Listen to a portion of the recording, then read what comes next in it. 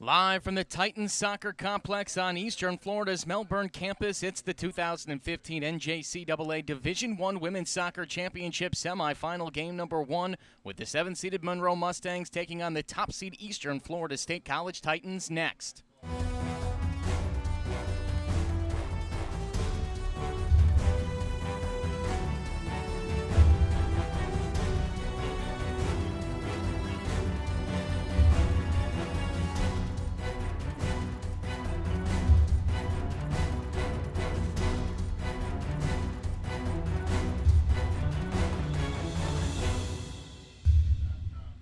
A beautiful night for soccer in Melbourne, Florida, as we get set for our first of 2 semifinal matchups here in Melbourne. Winner advances to the national final on Saturday night. As we welcome you to the broadcast, thanks for joining us here on NJCAA TV. I'm Nick Reynolds alongside Eddie Rodriguez. Our first game of the night, a grudge match. This Monroe team sent Eastern Florida State home in last year's semifinals. This year's the Titans look to return the favor, Eddie.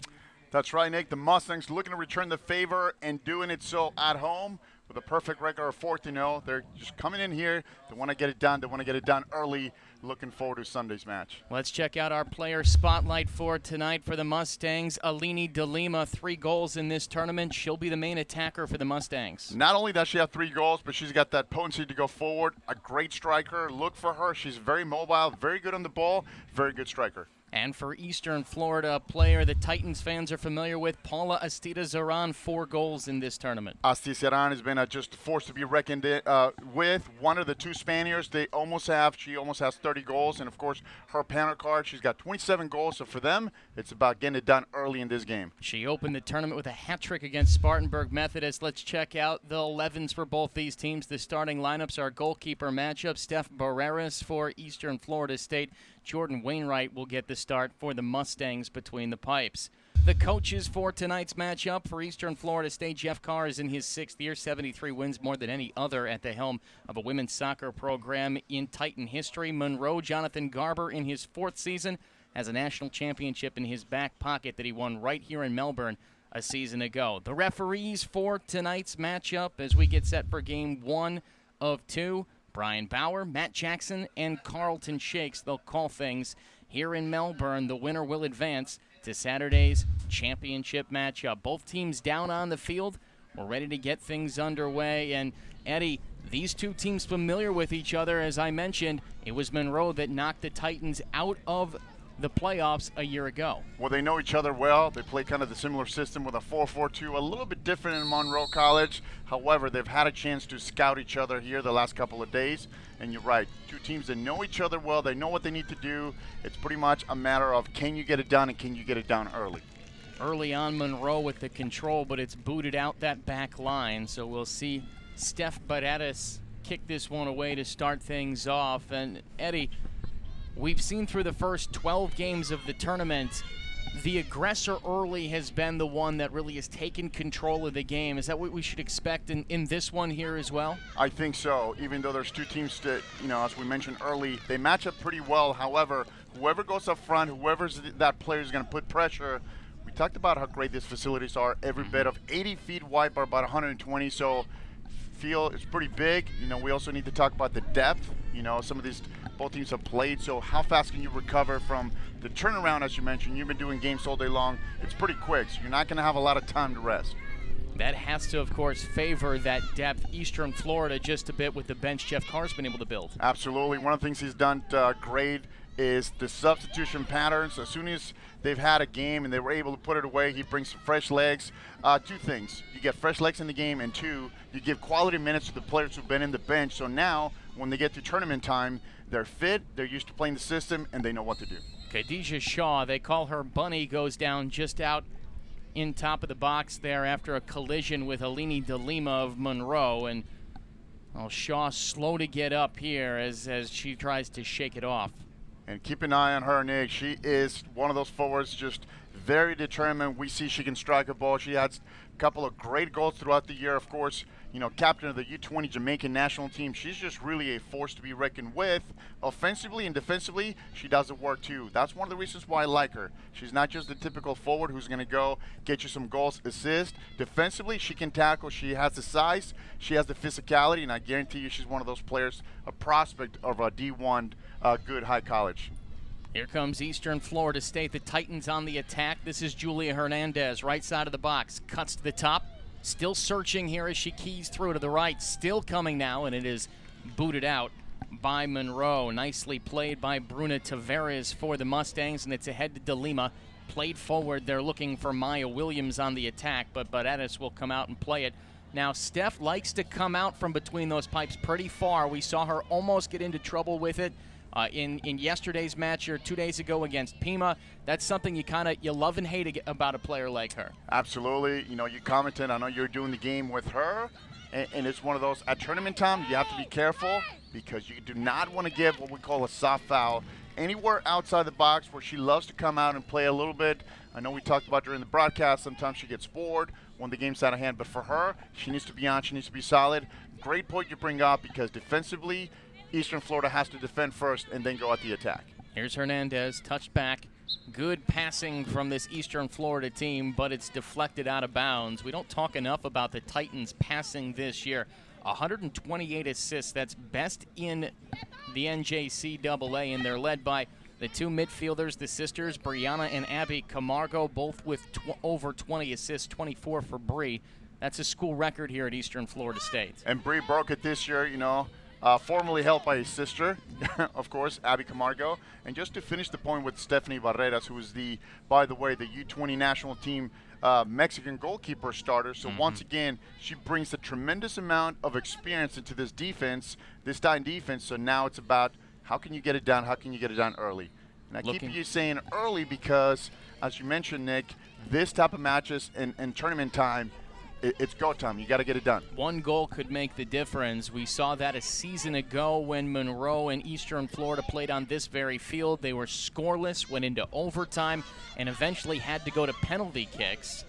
And here's a centered ball looking for Williams. This one loose, finds the back of the net, and the Mustangs have an early lead, 1-0. Nicole Rivera puts it in. Yeah, Rivera gets to the end line. Actually, Stephanie Barreras got cut up coming out in what we call no man's land. Rivera finds the ball. I'm not sure if she actually got a head in there or it was more of a shoulder goal, but nonetheless, give her credit. Let's take a look to the end line at Rivera's 11th goal of the season, coming down to Tavares with the center. And yeah, it was just a head Rivera was able to put on there and send it into the back of the net. And the Titans are looking at their first deficit this season in tournament play. Had a pretty easy coast to this point. Monroe, early on though, the defending national champions have a 1-0 advantage. And of course, give credit to Tavares, who went down the line. She drove that ball to the near post. It's a great ball. Drove it with a purpose to find somebody's head, and of course, she found Smith in the box. Rivera in the box. Made a good run to the near post. Here comes Shaw, dangerous from out on top of the box, has a lot of power. It's deflected out by Monroe. Mustangs enter this one 15-2-0, a pair of wins in pool play that brought them to this stage. Wins over Moraine Valley and Tyler. This 7-seeded Mustangs team upset Tyler a couple of days ago. 2 goals in the first half and a 2-1 victory. And that's what you and I were talking about. A team that strikes early, you can tell the Mustangs on Monroe College were looking for that. They came out swinging right off the bat. We're not even 5 minutes into the game. They put one away. You can tell they have the experience. Of course, as you mentioned, they won it last year, and they're looking to do it again. So Eastern Florida, first time they've been down, they need to turn around and find something going early. Ball out that far sideline, a toss-in coming for the Mustangs. You mentioned that national title a year ago came over Iowa Western in the final. Out comes Badetas to field this one. That was a season where it was kind of a similar matchup where Iowa Western had been the best team in the nation pretty much wire to wire, just like this Titans team, and Monroe came in and took care of the Reavers. Yeah, Cook out of the back, not able to find Fee. She just kicks the ball out of bounds, but she was trying to look for someone's feed, trying to play the ball, and just nobody makes runs. Good job by Monroe, just closing the space behind. Up the near side, Brianna Camargo looking long for Julia Hernandez, fighting for it, able to get there. To the top of the box, here comes the Spaniard looking to turn the corner, and it's turned away by Monroe. Nicely played there. Yeah, Varela closing the space in the back. Just when Julia was about to make her cut to the inside, she's a right-footed player, so she was going to do the end to the outside and try to have a good look with the right foot. Elisa Varela doing a good job, just closing that gap, closing that space. As I mentioned, this is the first time all tournament that Eastern Florida has looked at a deficit, and you learn a lot about a team, Eddie, with the way that they respond in these moments. This Eastern Florida squad has been ahead for most of the year, and in the biggest moment here find themselves down 1-0. This ball was played to the top of the box and sent out into the parking lot. No, you're right, but you know what? They don't count them out yet. They have a team with a lot of weapons. Still a lot There's of time. Plenty of time left. I think they just got shocked a little bit. They were a little flat in the back. Nonetheless, give credit to the Mustangs, man. They come out swinging. They're up 1-0, but you know, and you and I talk about all the time, the first 10 minutes of the match, both teams are going to settle down. They're going to have what they have. So this is when we start to see things slowing down a little bit, and then you want to implement your system. Can you keep the ball for Eastern Florida? Can you play side to side and then look for that penetrating run and create some chances? Well, the Titans will have to try to solve this goalkeeper here, Jordan Wainwright, the sophomore, somewhat of a local from Sewanee, Florida. She sends it out towards midfield, has allowed just 3 goals in 8 games this season, 4th in the nation in goals against average. Long ball sent in, Barreras will come out, and well, that ball is iced out the near sideline. And see, that's one of the things that Steph Barreras does so well for this Eastern Florida. That's perfect for her to be playing on her line, come out and just clear the ball. Now when she backs up, she's given her defense enough time to get back and keep your shape in the back. Anna Hess to toss it in for Monroe. Mustangs coming in those blue gradient jerseys and blue shorts, high blue socks. Bruna Tavares looking for a little bit of room on the sideline. Hits the turf and a foul call. Brianna Camargo tripping her up. Eastern Florida in the same jerseys they've worn in the first 2 matchups. White jerseys, blue shorts, high white socks. And this is dangerous right here. You don't want to give up anything around the box, around the 18. Any free kick, any set piece is dangerous. Of course, they're going to swing the ball to the far post. Looking for somebody to get in there, get their head in there. Here's Brooke Smith to handle the free kick. Towards the top of the box. Ball is loose. Eastern Florida tried to clear it. It was deflected and now sent back in. Julia Hernandez out there ball hawking. Ends up with Brianna Camargo. Here comes one of the 2 midfielders that had over 20 assists this season. 24 sent ahead. Ball on the right side of the box. Nice move at the top. Abby Camargo's shot. Deflected. That was a great switch point of attack by her sister, Bree. And not able to get the shot up. A good idea. The right was wide open. Here comes De Lima looking to turn the table here, and it is deflected on the entry pass. And you can tell, Nick, how fast Monroe just counters as soon as they won the ball. That's going to be the key today. How fast can you recover the ball after you lose it? Of course, that's what we call end transition. Can you collect the ball? Can you win it? And what can you do with it going the other way as soon as you collect the ball? Helen Ramsey's look ahead is deflected out. Last touched by the Titans. Monroe will take possession. You get a look there for a moment at Jonathan Garber, the head coach of this Monroe team. Here's Shaw. They say play on after a collision. Punched ahead. Monroe controls. They're going to chip this one forward, looking for Bruna Tavares. She can't catch up to it.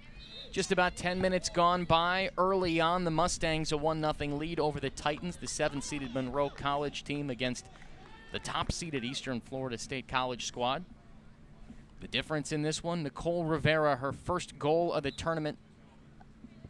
And what a great time for that, right? Talk about right place, right time. Of course, it was a great driven ball by Bruna Tavares, driven ball into the box, and she was able to capitalize and just put it away. We've seen her throughout the first 2 games of this tournament be the main table setter.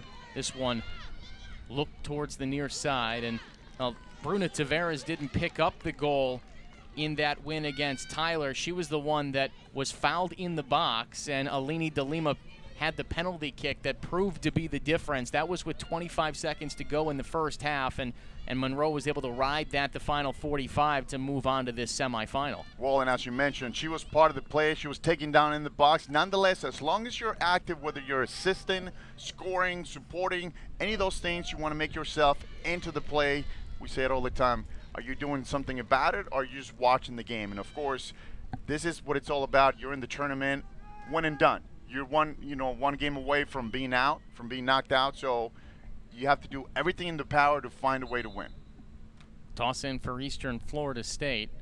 Both these teams have settled in, playing a little bit more defensively while they feel each other out and look for the right moment to attack. Monroe has already found one of those as Barrera sends it to the near side.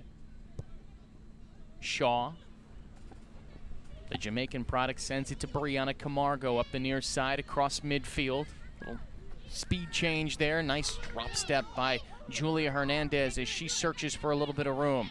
A defender on her back, and it's knocked out the near sideline. It'll be a toss-in for the Titans. And that's one of the things Eastern Florida needs to do really quicker rather. They got to find Bunny's feet, the Jamaican international. She's playing that defensive center mid role, but you know, she's such a havoc when she goes on top. Get her the ball on the ground. She's great at. You want to send her forward so she can look for the Camargo sisters, or she has Julie on top, or Aricia San is the other Spaniard on top who can check up and collect the ball. That Monroe back defensive line has played well through the first 13 minutes or so of Smith, Hess, Varela, Marta Turmo there as well to keep the Spaniards at bay. Ball out the near side. That one's spoiled out. Speaking of defense, Haley Cook sending it out the near sideline. And that's a good point. That's a tall task for the Mustangs, Monroe. Their defense is going to have to be nice and compact today. They cannot just go and start wandering, especially the fullbacks. I know they go at the attack, they release the fullbacks, but the defense's center mid needs to stay home. As you mentioned, they have Juliet to worry about. They have Bunny from the outsides. They have the Camargo sisters, so it's imperative for them to make that the marking pretty tight. And we talked about benches. If Eastern Florida feels that they have an advantage with a little bit more speed, Jeff Carr's going to reach into that bench and find Nicole Broderick as well. All kinds of attacking players off on this Titans team. You know, Broderick can do some damage off the right. When Bunny was when she got called to the national team, Broderick came in and just did all kinds of damage on the right, making those great runs on the outside. Great assist. She can ping a ball. She can score as well. She had a couple of goals off the bench. So for them, you're right. Talk about depth in this Eastern Florida team. They have it. Foul out towards midfield will go against Eastern Florida State. Nicole Rivera hits the turf, and Monroe once again in dangerous territory for the Titans as they threaten already a 1-0 advantage. Brooke Smith will send this ball in. Yeah, and once again, if you're Eastern Florida, you have to make sure you're not giving up those fouls around the box, because one of those can cost you. It's one thing to clear the ball, but just don't give up any fouls around. Smith's shot sent in, headed back out by Shaw. Lifted up towards that left side. This is Nicole Rivera trying to find some room, and that one headed out the far side. We mentioned Nicole Broderick, who has now entered the game for Eastern Florida State. Keep an eye on her. She can be a real difference maker, as this one's sent out to her now. The Jamaican with the ball on her left foot has it poked away. Right, that's her and the ball on the right part of the field. She does that. She makes some great rounds down the line. I bet you she's going to try to get the 1-2s, get to the byline and try to get some crosses in for Julia. But that's one of the things I like about Bunny. Defensively, we saw that in that free kick. She can defend first with that size. She's pretty tall, and then coming out of the back, she's got great distribution, as we see her here on the ball. Here's Khadijah Shaw, as you mentioned. They call her Bunny. To the near side, Abby Camargo. Make it Brianna Camargo. She hunts it down, keeps it in bounds.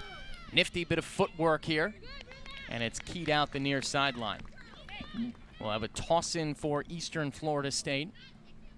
Brianna Camargo, 24 assists this season. That's a school record. Shattered the mark of 16 set a year ago by her sister Abby. Ball to the top. Knocked away. Here's Tavares. Looking up ahead. That's a bit too long, and the Titans will take control once again. Deflected out that far sideline, and what we saw Monroe do in that upset victory against Tyler, they took that 2-0 advantage at halftime, and in the second half really just sat back and said, you might score one goal on us, but you're not going to get two, and they they were able to outlast Tyler for 45 minutes and earn their way to this semifinal. Absolutely. You know, you talk about the role in the back from Eastern Florida. At some point, you're going to see Delgado, the right fullback, starting to go forward. She has the tendency to go forward. She's got a great right foot. Here's Maya Williams. Run off the ball, but Addis will boot it ahead. But to your point, Nick, you cannot just score one goal and just sit back. You still have to play the game. Both teams are really good, especially tactically. They sit on the field well, so they're going to create chances. That's for sure. We're not done as far as goals. Brianna Camargo searching here. Sent ahead, looking for Broderick. A little bit of room for Nicole Broderick. The Jamaican hunts it down. Looking to circle back out. Varela poking it away. Nicely done out there by Varela. Yeah, and you can tell Varela against Tyler. Kept Broderick facing the other way, which is good. You don't have anything behind you. You don't have to win the ball. Just make her play negative, because Broderick, she can turn that corner, man. As soon as she does that, she's going to look to cross the ball. Just make her play negative on that one. Into Shaw. Uses that big body to box some room. Broderick ends up with it. It's deflected out the touchline, and we have our first corner kick of the evening. The Titans will handle it. That one deflected out of bounds, and we'll see Eastern Florida State go to work here, looking for that equalizer. 28-minute mark, first half, 1-0 Monroe. Yeah, it's a good chance for Eastern Florida. Of course, Paul is going to take it. Watch for that in-swinger, looking for Bunny. They got the 1-2 all the time. Astida Zaran sends it up near the front post, popped up in the air, sent back out, and now Monroe's going to go on the break. Tavares, she's got some speed, has some room in front of her, but a lot of defenders playing back for Eastern Florida. They get it to Maya Williams. Left of the box, here's the shot, and out that back line wide of the goal, but Addis there waiting for it. And you can tell how fast the Titans came back defensively. Good job just tracking back. We saw 4 of them defenders just getting back. And that's one of the things they do, keeping that shape in the back. You can tell that Mustangs, they're sitting back a little bit more. Now they're letting Eastern Florida bring the ball up.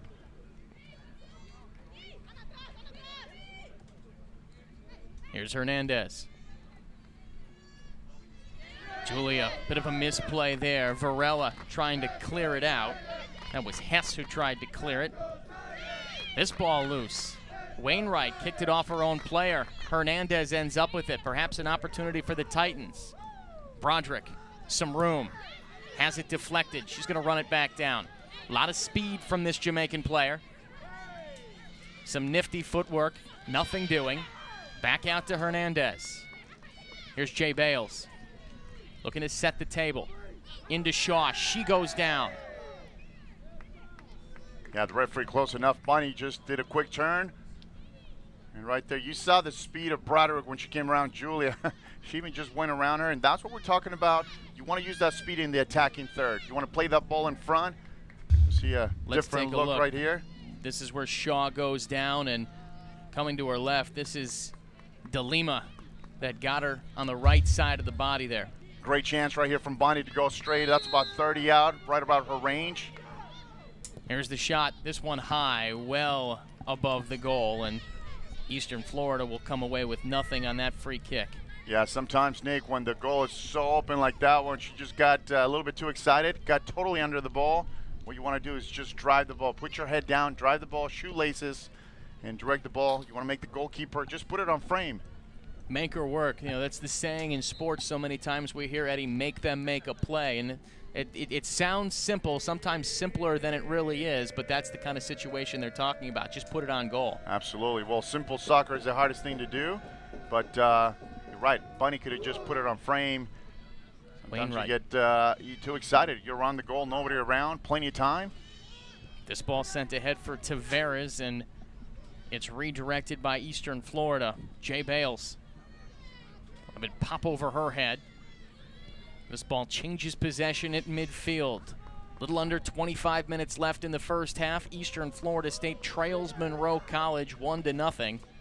Titans looking to advance to the national final for the first time since 2013. Monroe looking for their second straight ticket to that final game. The defending national champion trying to make it back-to-back titles.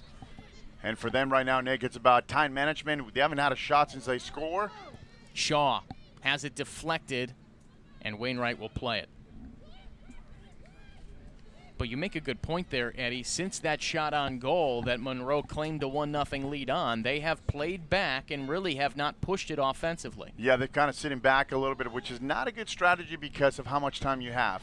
Of course, they're giving due respect to Eastern Florida, but the more Ball you let them bounces build, one way, all of a sudden absolutely, it's a tie match. You let them build, especially at their field. They're playing at home. They're used to this big pitch, and then you're in trouble. Here's Abby Camargo feeding Hernandez. Her shot wide. Julia going down to the turf there, and her shot just wide of that left post. Yeah, Julia got the ball a little bit behind from Bree, not in front where you can tell she was starting to make that run. That's where you want the ball so forward, into the channel. You want to split those two defenders, got it behind. That's why she wasn't able to make good contact. And this is a different look right here. Bree gets the ball, she's trying to split the two defenders right there, and you can tell that the ball's just a little bit behind. So Julia's not able to make good contact, put a lot of power behind it. Just a fraction of a second late. If Hernandez gets that in stride, she has a real opportunity. That time had to wait for it for a moment. Hernandez once again, nice job to get it to Astida Zaran. Looking for Abby Camargo, it's too long. Monroe controls, and now they will look to try to push the envelope. Up that far side, here comes Nicole Rivera. She has the only goal of the game sent into the box for Maya Williams, and that back defensive line for Eastern Florida State once again says no thank you. Haley Cook deflecting it out the back line. That's a great run by Rivera right there. You can tell we got to see a little bit of her speed going down the left flank. Decent speed, good left foot. And once again, corner kick for the Mustangs. First of the night for Monroe.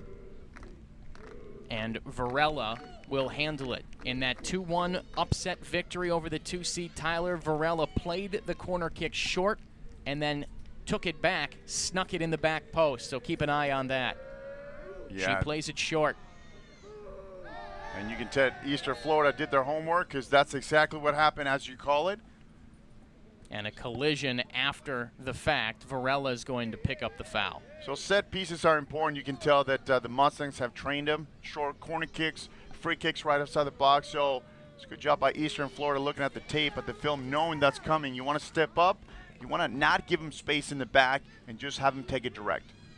Takeaway by Monroe. DeLima trying to find some room. She hits the turf. They say play on. And Eastern Florida will search to change the point of the attack. Here's Bales.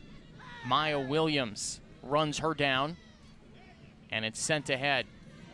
Monroe's back line searching to try to get it out of there and get it away from Eastern Florida's Spaniards.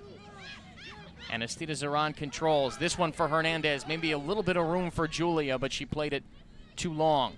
Yeah, a little bit too long. You got away from her. But once again, they're not playing her feed. They're playing behind her, and as you can tell, she's going against 3 defenders every time. She's playing kind of like a number 9, a posted up forward. So if you're gonna play into her, it's got to be her feed, so she can lay it off, and then you can spring the ball behind her. Brianna Camargo gonna try to set something up here. They play it back to Jay Bales. Plays with that knee brace on the left leg. Sent over to Delgado. She searches for a little bit of room. Eastern Florida continues to move the ball well. This team first in the country in assists with 128. Everybody gets in on the action a bit with this Jeff Carr coach team. And Bales is up high, looking to send it in. Here's Shaw. As a defender hit the turf behind her, they say play on. It's sent ahead for Maya Williams. She looks to flick it ahead.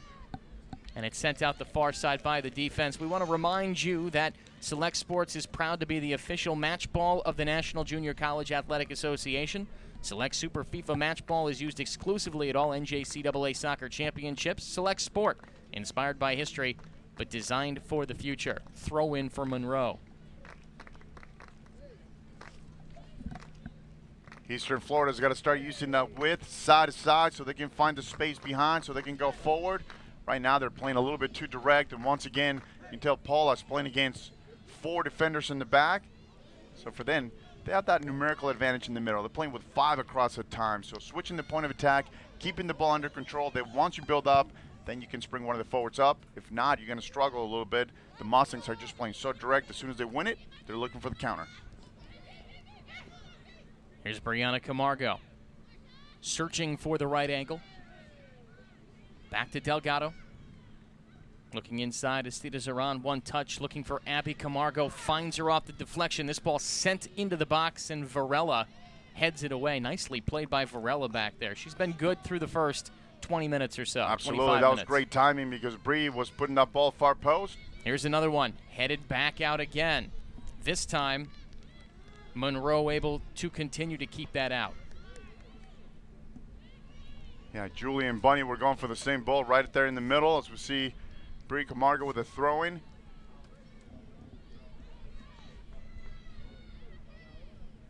And for them is, can you find the space behind the defense?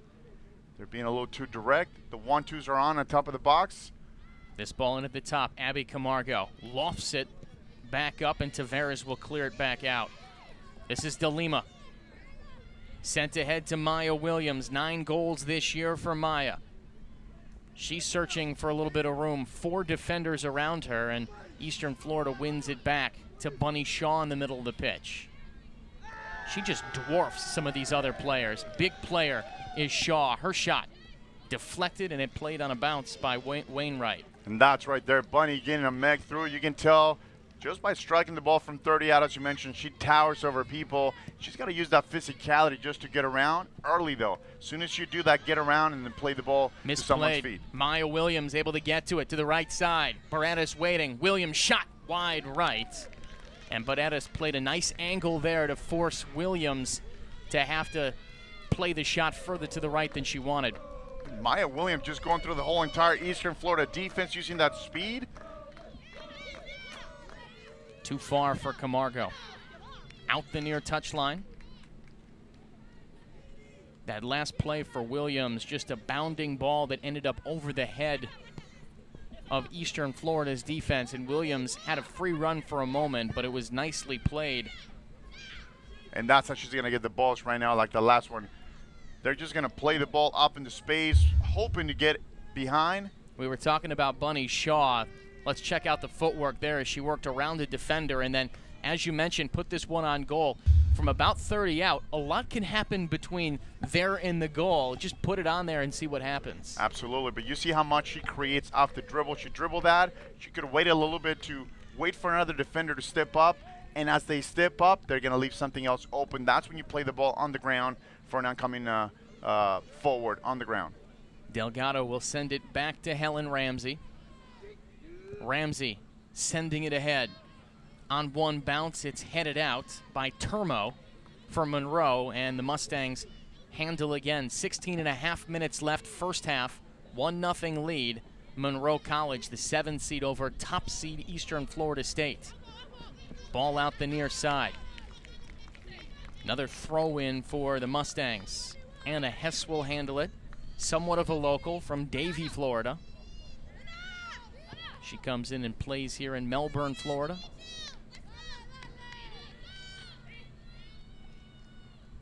But here in the first half, the 1 goal, the difference. De Lima looking to send it ahead, got it off the deflection. Looking for Maya Williams again. The back line for Eastern Florida State says no. Gabriela Braga looking for a little bit of room, and then it's sent out the far side. Eastern Florida will have a toss in. The only goal in this one, Nicole Rivera, her 11th of the season, off a cross from Bruna Tavares, her 6th assist of the year, found the back of the net. Just the 9th goal Barreras has given up this season. And they haven't had a shot since. You can tell Barreras has been kind of bored in the last 15 minutes there. Not a lot of action. And Eastern Florida has gone away from the things that got him here. Just knocking the ball around, keeping possession of the ball. That's what got him here. And they just pretty much haven't done it in the first half. Yeah, short of the 1 run since then by Maya Williams, it has been quiet for Steph Barreras. This one sent to the middle of the pitch. Williams wants to make another run, and Barreras will step up and boom it across midfield. Here's Shaw, settles it nicely. That was her cue, of course, as we were talking about her. But once again, you can see there's only one The Mustangs forward against 4 from Eastern Florida. So at some point, if you're Jeff Carr, you got to release one of the fullbacks and go forward, get numbers up. Because right now, that extra player. Even in your screen, look, 1, 2, 3, 4 across, just to mark that player Williams. I know she's fast, but all you got to do is put one in front, one behind. You got to tie up this game here. Back touch from Julia Hernandez, spoiled by Monroe. 14-15 left in the first half, a 1-0 lead by the 7th-seeded Mustangs. But like I said, though, this team is very well coached by Jeff Carr. He knows what he's doing. He's got great ability in the field and the players, so they're not panicking. They know what they need to do. They've been here before. As you mentioned, this is the only goal they've given up. However, you know, there's some games during this year where there was kind of a close game and they decided to turn it on, but they just got to go at it, come back, and do what they do best. That's knocking the ball around. Abby Camargo looking to send it into the top of the box. It's deflected by Monroe. They were looking for Nicole Broderick, the speedy Jamaican product. Another nicely played ball by this Mustangs back defensive line. Eastern Florida had scored 11 goals in the first 2 games of this pool play tournament. They've been kept scoreless for just about the first 30 minutes here. The great advantage about Nicole Broderick we see her here on the screen is that she has the ability, because of her speed, to play on the right or on the left. She's playing on the left now. That gives her the ability to turn the ball inside and use her right foot and go at goal, take a shot. And of course, we saw her in the first half, the first 10 minutes of the half, playing on the other side, on the right side. Monroe controls, sent out towards midfield, where Paula Estidazaran looked to settle it. Was a little bit too strong. This out to Tavares. Here comes Nicole Broderick. She'll play it back to her defense. Ball sent around to Barreras. She'll change the point of attack. Eastern Florida State looking for that equalizer. These two teams met on this field in the semifinals a year ago. Monroe ended up taking that matchup and went on to win the national championship. Here's DeLima on the run. Kept it herself. It's spoiled back by Haley Cook. Well played by Cook. Had to wait to see whether or not DeLima was going to commit, and then deflected it. Ball sent long. Broderick on a long run. Can she catch up to it? Yes. Look at the speed of Nicole Broderick to get there. Sent to the top of the box, and once again, Monroe has an answer. Yeah, that was a great ball by Bonnie, playing that diagonal 50-yard ball on the money. Here comes the counter from Monroe. But Addis picks it up. Monroe playing that role. You mentioned counter. I'll go to a boxing analogy here. They talk about counter punchers. That's kind of what Monroe has been doing. They're waiting to see Eastern Florida take a shot. When the Titans take a swing, they then counter back and get a blow of their own. And well, they haven't been able to manufacture many opportunities from it, but the one goal, the difference here. No, you're right. Not only are they waiting for the counter, but they're doing it so like in the last play where if they lose the ball in transition, this is, of course, Eastern Florida. Monroe's looking to capitalize, and what we say is take the ball to where that ball came from, explode the space, get behind, of course, with the speed of Williams. That's what they're trying to do. They've been able to do it. The freshman from Piscataway, New Jersey, has had a couple of long runs in some open field.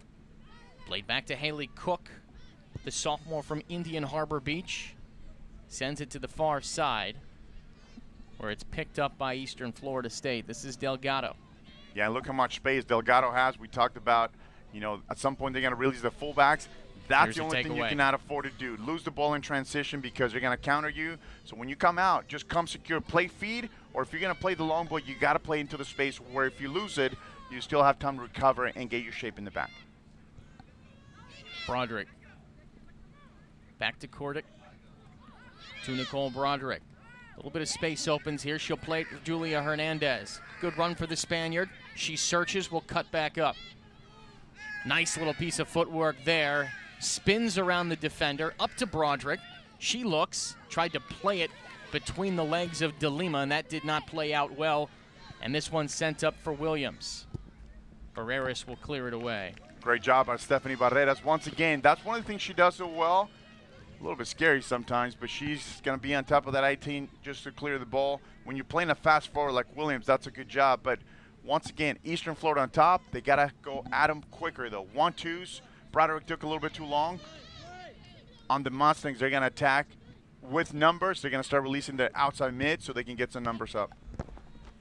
Tavares has it spoiled out the near sideline. 9.5 minutes to go, first half. Top-seeded Eastern Florida State trailing the 7-seed Monroe College 1-0. We thank you for joining us here on NJCAA TV. Nick Renowitz and Eddie Rodriguez in Melbourne, Florida for semifinal Friday of the NJCAA Women's Soccer Championships. Winner of this match will move on and play in the finals on Saturday against the winner of Butler and Iowa Central. That game will immediately follow this one.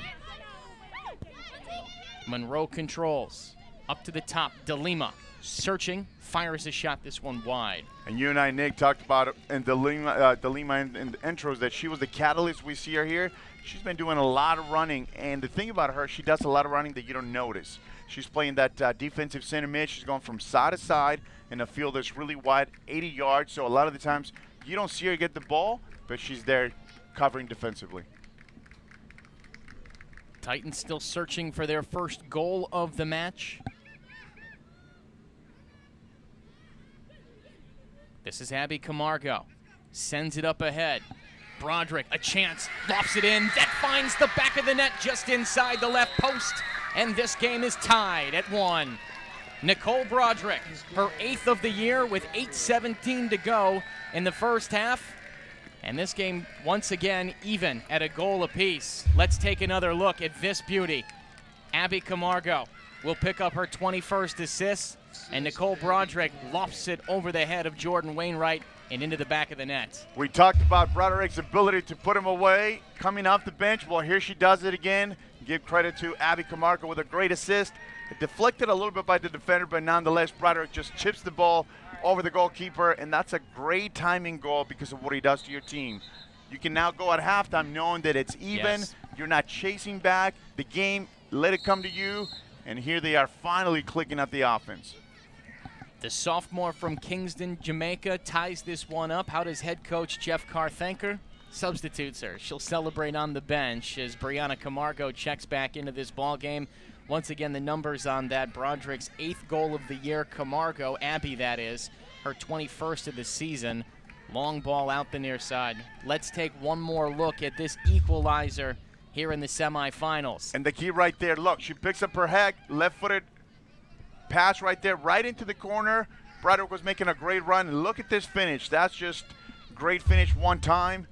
And as you mentioned, that substitute after the goal, it's great because it's indicative of, you know what, you did your job right. Here, have a breather. There's only 7 minutes and a half. Get some fresh legs in there. Get some bodies. Play a little bit of defense. And then once you go into halftime, you can sort out the lines again. And we talked a lot during this first half, Eddie, about Monroe playing back and trying to just defensively keep this a 1-0 ball game. And you had mentioned one ball bounces the wrong way. Marta Turmo there had it go off her head. She had headed out so many of those entry passes by Eastern Florida State. That time it gets behind her. Broderick ties this game up. That's a great point that you bring up because now what? So now you're tied 1-1. You're still playing defense, and guess what? You have not been able to muster a lot of offense. You haven't had another clear chance since the first 20 minutes. So what do you do now? Are you just going to continue to sit back, or are you going to have to change your formation? Here's Julia Hernandez. She's off sides. Not to mention the top team in the country, Eddie, playing with a little bit of confidence now as well after trailing for the first 30 minutes of the ball game. Confidence. They're playing at home, home crowd, home field advantage, really wide field with an extremely big depth in the bench. You and I have been talking about it. So now, you get the sense of Monroe is in a little bit of trouble here. A 1-1 game. After the offsides, Varela will kick this one away. 6-minute mark, first half. This ball game tied at 1. Winner to Saturday's final. Flicked ahead. Maya Williams can't quite get a step on Khadijah Bunny Shaw. Yeah, there's that defensive scheme I was talking about. Bunny playing defense, good defense. She's not just a good striker, but, she came back, 40-yard runs and collects the ball defensively. That's a good job right there, especially as you're playing defensive center mid. Ball deflected out the near side.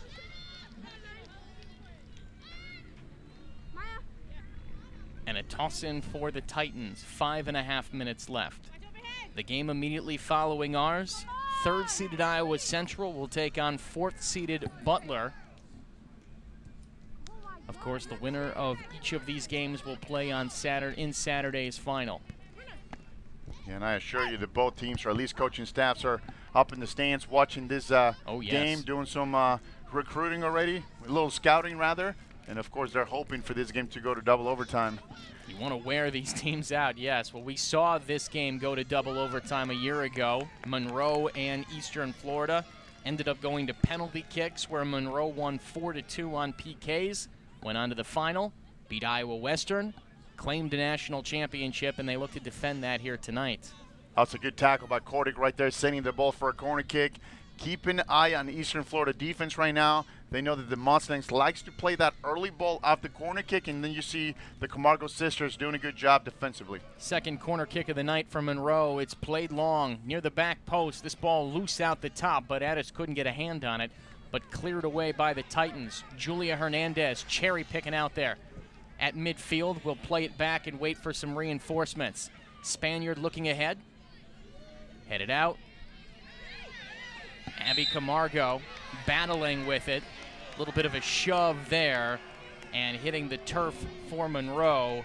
This will draw a foul call. Going down for Monroe is Gabriela Braga. Yeah, Braga and her, we're going shoulder to shoulder, but you can tell the size difference in the height, so Bree had a little bit of the advantage. Finally through the arm, she got called for the foul. Ball deflected. Sent ahead by Abby Camargo, back out to the Mustangs. Julia Hernandez providing some pressure, almost jumped that passing lane. Almost, she guessed for it, she almost got it.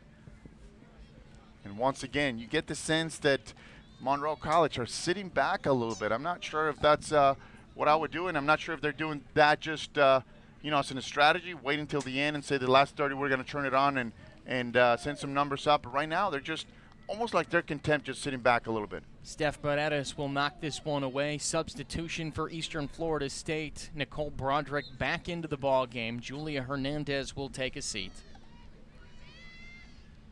Hernandez to a well-deserved rest. She's so active, always showing up, always posting up.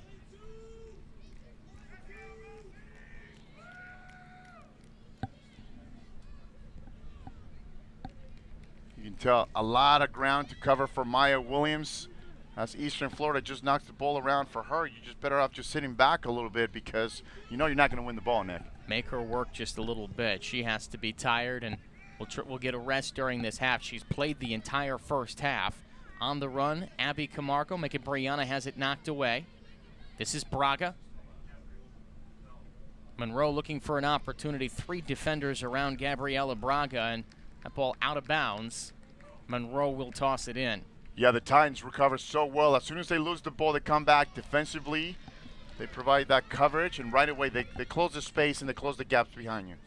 Eastern Florida to toss it in. I think any coach in this scenario would tell you, be careful near the end of half. Sometimes focus wanes just a little bit. You give up that goal near the end of a half, and that's a real backbreaker, especially mentally. Instead of taking a tie-in, there's some sort of a deficit. Absolutely. You and I always talk about the first 5 in the last 5 minutes of each half are so dangerous because that's most of the time when mistakes are going to happen. You come off the locker room or you weren't, ready to go to. You see how fast the Mustangs scored today. Ball in. Brianna Camargo deflects it. Nicole Broderick able to get there, and it's cleared out by the Mustangs. Long run. Maya Williams on her way. And it's knocked away by Baretas. Oh, Stephanie, not a good job clearing that ball. DeLima looking for Nicole Rivera long. Can she run this ball down? Yes, steers it inside that sideline. Her shot up to the top. Maya Williams competing for it. Couldn't get there. Under a minute to go in the first half. A 1-1 game. DeLima's distribution, it's outstanding. Every time she touches the ball right there at center mid for Monroe College, always playing that through ball, always with a great vision going forward. Ball sent in again. Maya Williams there, but Addis picks it up.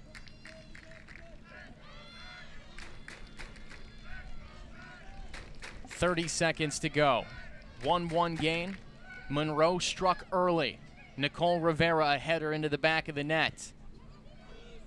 That with about 36 minutes to go in the half. With under 9 left, Eastern Florida's Nicole Broderick sent one into the back of the net to tie this game at 1, but Addis is going to be content to run the rest of the clock out, and that will bring us to the end of our first half. So 45 minutes in the books here in Melbourne, our first semifinal of the day. 7th-seeded Monroe, top-seeded Eastern Florida, tied at 1. Our halftime coverage coming up in just a few moments. You're watching the NJCAA Women's Soccer Championships on NJCAA TV.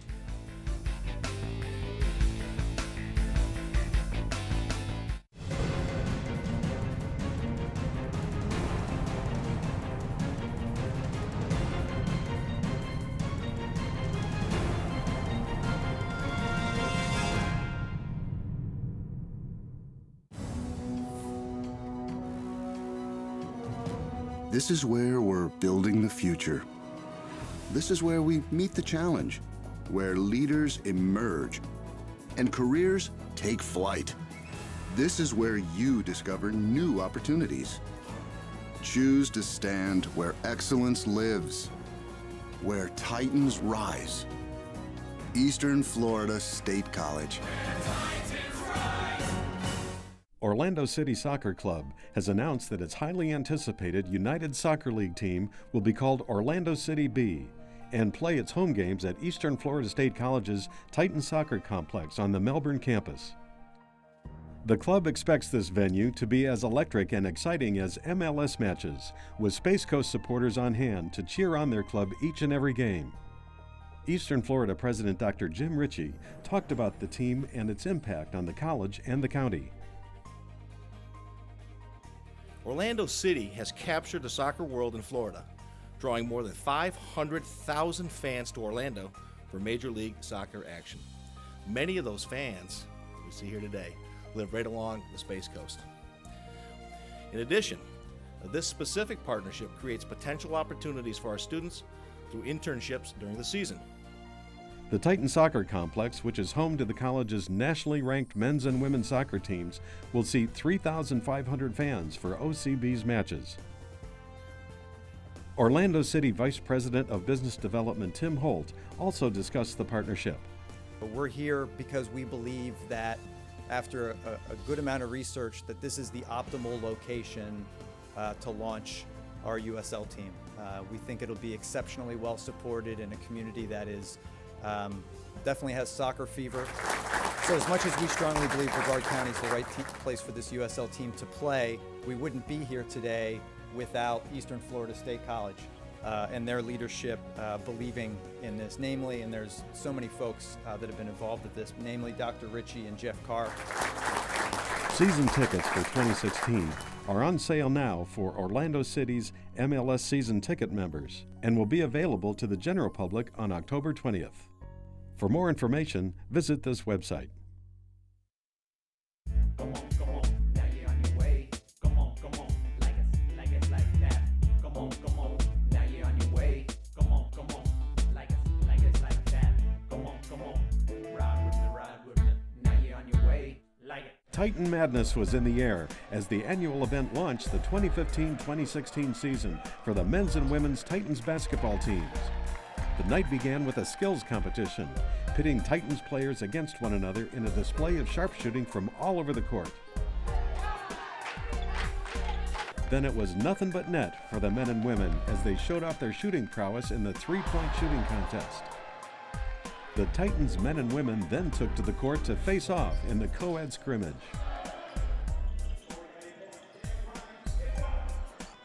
Finally, the high-flying Titans dazzled the crowd with gravity-defying jams in the crowd favorite dunk contest.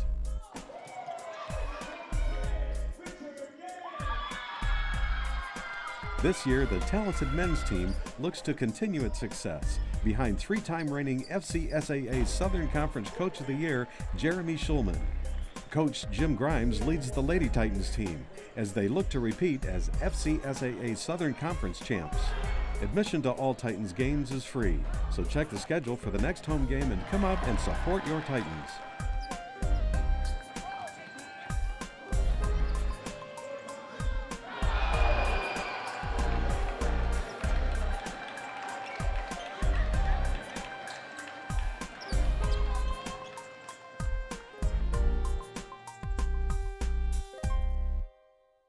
This is where we're building the future, where you discover new opportunities and careers take flight. Choose to stand where excellence lives, where titans rise. Eastern Florida State College.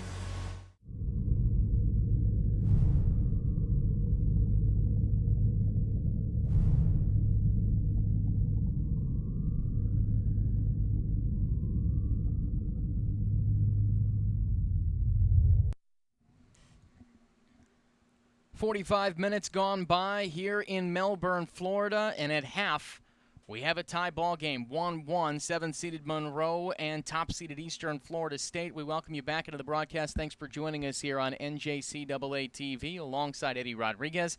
I'm Nick Grunowitz. Eastern Florida State found itself trailing early, found the equalizer within the last 10 minutes. Let's check out some of the highlights. And early on, it's Bruna Tavares, her cross to Nicole Rivera. She heads into the back of the net. Eddie, Monroe on early. Great driven ball into the box. Rivera steps in front of her defender, and Stephanie Barreras doesn't come out. So that's a great goal for them, especially how early it was in the game. Missed opportunities for Eastern Florida State. Khadijah Shaw, her free kick goes high. Then this ball played to the right side, and it's Julia Hernandez that just yanks that one left. But eventually, Eastern Florida State finds the equalizer. Nicole Broderick, the Jamaican talent, able to loft that over the top of Jordan Wainwright. Great run by Broderick to mark where the ball needs to be. Abby Camargo looks up, plays a great ball into the space. Keeper comes out, and there's the celebration right there by the Jamaican international to make it 1-1. They really needed that, Nick. 8th goal of the year for Nicole Broderick, so a 1-1 tie after the first 45 minutes. And you said, Eddie, Eastern Florida State really needed that. Why did they need that goal to tie this game at that point, more than just, of course, the scoreboard? The timing overall was huge. You don't want to go into halftime down 1-0 because, they haven't been playing well, let's be honest. Usually what they do, they knock the ball around, they get passes behind the defense. Monroe has been playing really good, solid defense, so for them it's been a little bit of a kind of a frustrated half. So for them to score right before the half is huge. So now they get to go at halftime, strategize a little bit more. How do you come out? Come back out in the second half, but now you're even. Now you're 1-1 as opposed to, hey, we got to score the first 10 minutes because if not, you're 45 minutes left in your season, and you got to capitalize. You got to find a way to tie it up. You mentioned that Monroe defense, a credit to them. This Titans offense had scored 11 goals through the first 2 games of this tournament, 7 against Spartanburg Methodist, 4 against Pima. They've held the Titans to just 1 goal through the first 45 minutes. You and I talked about it quite a bit through the first half. Monroe really played back defensively after scoring that first goal early. Yeah, for me, it's just they did it too early. You don't want to sit back against the #1 team in the country. We know they have lots of weapons, whether they're starting or they're coming off the bench. Even Broderick came off the bench. So for me, you got to go at them. When you're playing the counterattack game, Williams is not fast enough to beat 4 defenders from Eastern Florida. So for me, they got to come out and they got to bring numbers up, knock the ball around, try to get some chances up, because if not, it's going to be a long 45-minute second half if you're just going to sit back and defend. This a rematch of last year's semifinal when Monroe beat Eastern Florida State in penalty kicks to move on to the championship game. They, of course, then beat Iowa Western in that matchup 1-0 to claim the national title. How much of this matchup here today, Eddie, is familiarity between these two schools because they played each other a year ago? I know it's been a year, but still many of the same players here today. Oh, for sure. As you mentioned, 2 teams, they know each other pretty well. Coaches know each other well. They know the, tendencies. They know their strengths. They know their weaknesses. So trust me when I tell you, they remember last year. Of course, different year, but once again, they've been here before. It's about, can you play the perfect game? Can you play till the 90th minute, see it through, get it done, and get a result? Quickly, Eddie, one adjustment for each team, one adjustment for each team going into the second half. Pretty simple. Monroe, they need to get numbers up. They need to come out of the back, create some chances. Not just chances, Nick, quality chances. For Eastern Florida, you got to go side to side. You got to switch the point of attack in the middle of the field so you can go forward. Right now, they're going north and south, meaning they're just going too direct. You got to play side to side so you can find those spaces. You want to play the seams through, get behind the defense on Monroe, who's been playing it pretty decent, and then you want to capitalize on your chances. So 45 minutes in the books, a goal for each team. Monroe, Eastern Florida State tied. We head to the second half. in just a moment. Winner of this match to the championship game on Saturday, and we'll play the winner of Iowa Central and Butler. We appreciate you joining us. You're watching the NJCAA Women's Soccer Championships on NJCAA TV. Second half coming up in a moment.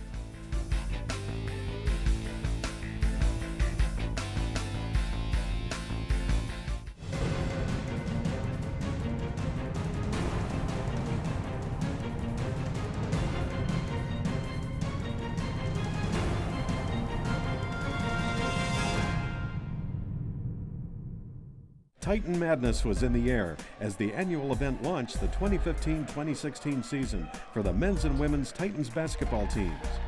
The night began with a skills competition, pitting Titans players against one another in a display of sharpshooting from all over the court.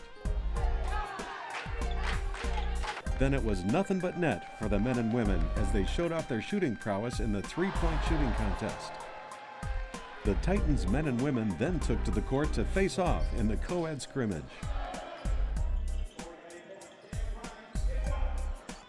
Finally, the high-flying Titans dazzled the crowd with gravity-defying jams in the crowd favorite dunk contest.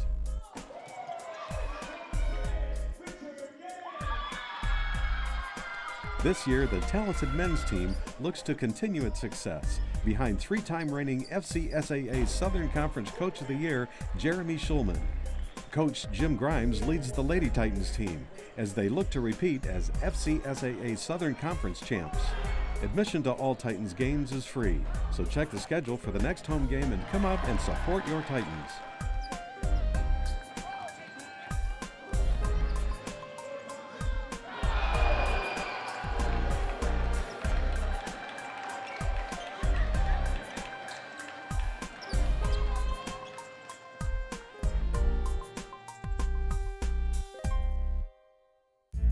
Come on, now you're on your way. Come on, like it's like that. Come on, now you're on your way. Come on, like it's like that. Come on, ride with me. Now you're on your way, like it. Orlando City Soccer Club has announced that its highly anticipated United Soccer League team will be called Orlando City B and play its home games at Eastern Florida State College's Titan Soccer Complex on the Melbourne campus. The club expects this venue to be as electric and exciting as MLS matches, with Space Coast supporters on hand to cheer on their club each and every game. Eastern Florida President Dr. Jim Ritchie talked about the team and its impact on the college and the county. Orlando City has captured the soccer world in Florida, drawing more than 500,000 fans to Orlando for Major League Soccer action. Many of those fans, we see here today, live right along the Space Coast. In addition, this specific partnership creates potential opportunities for our students through internships during the season. The Titan Soccer Complex, which is home to the college's nationally ranked men's and women's soccer teams, will seat 3,500 fans for OCB's matches. Orlando City Vice President of Business Development Tim Holt also discussed the partnership.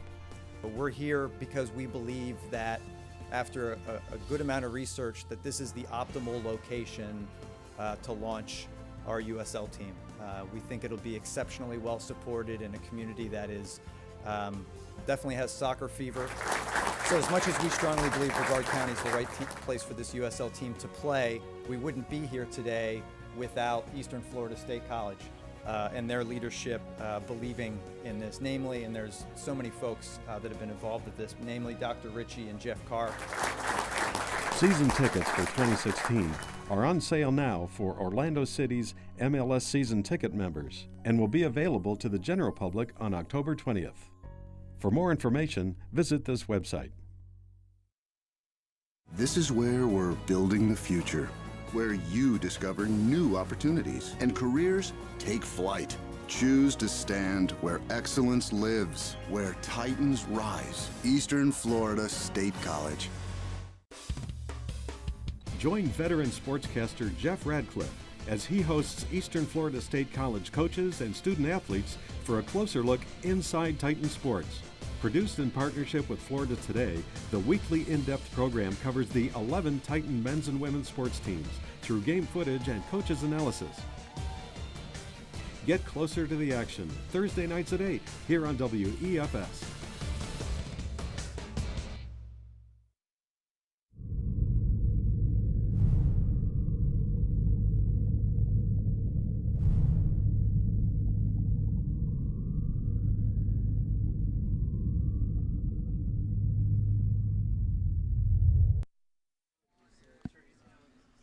We are ready for second half action in Melbourne, Florida. Through the first 45 minutes, 7-seeded Monroe, first-seeded Eastern Florida State tied at 1 as we welcome you back to the broadcast. Thanks for joining us here on NJCAA TV.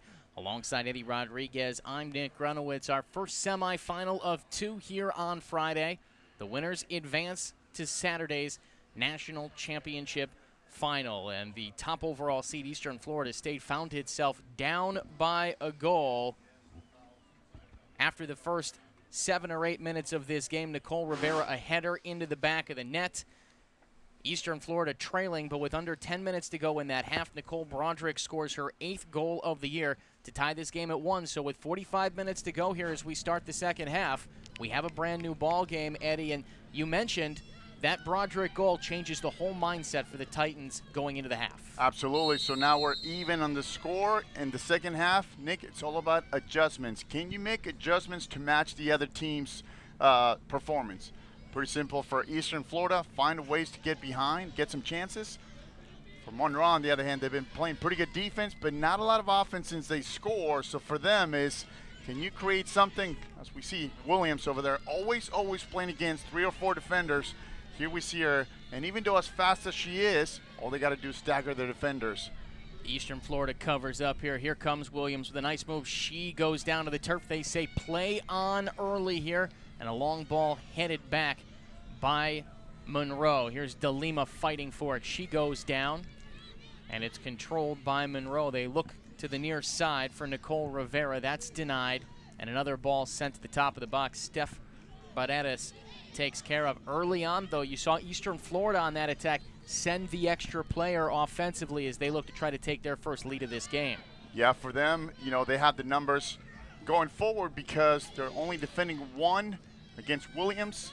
As we saw her in the last run, she just ran into a wall. Of course, we're talking about Cordic in the back and Bales.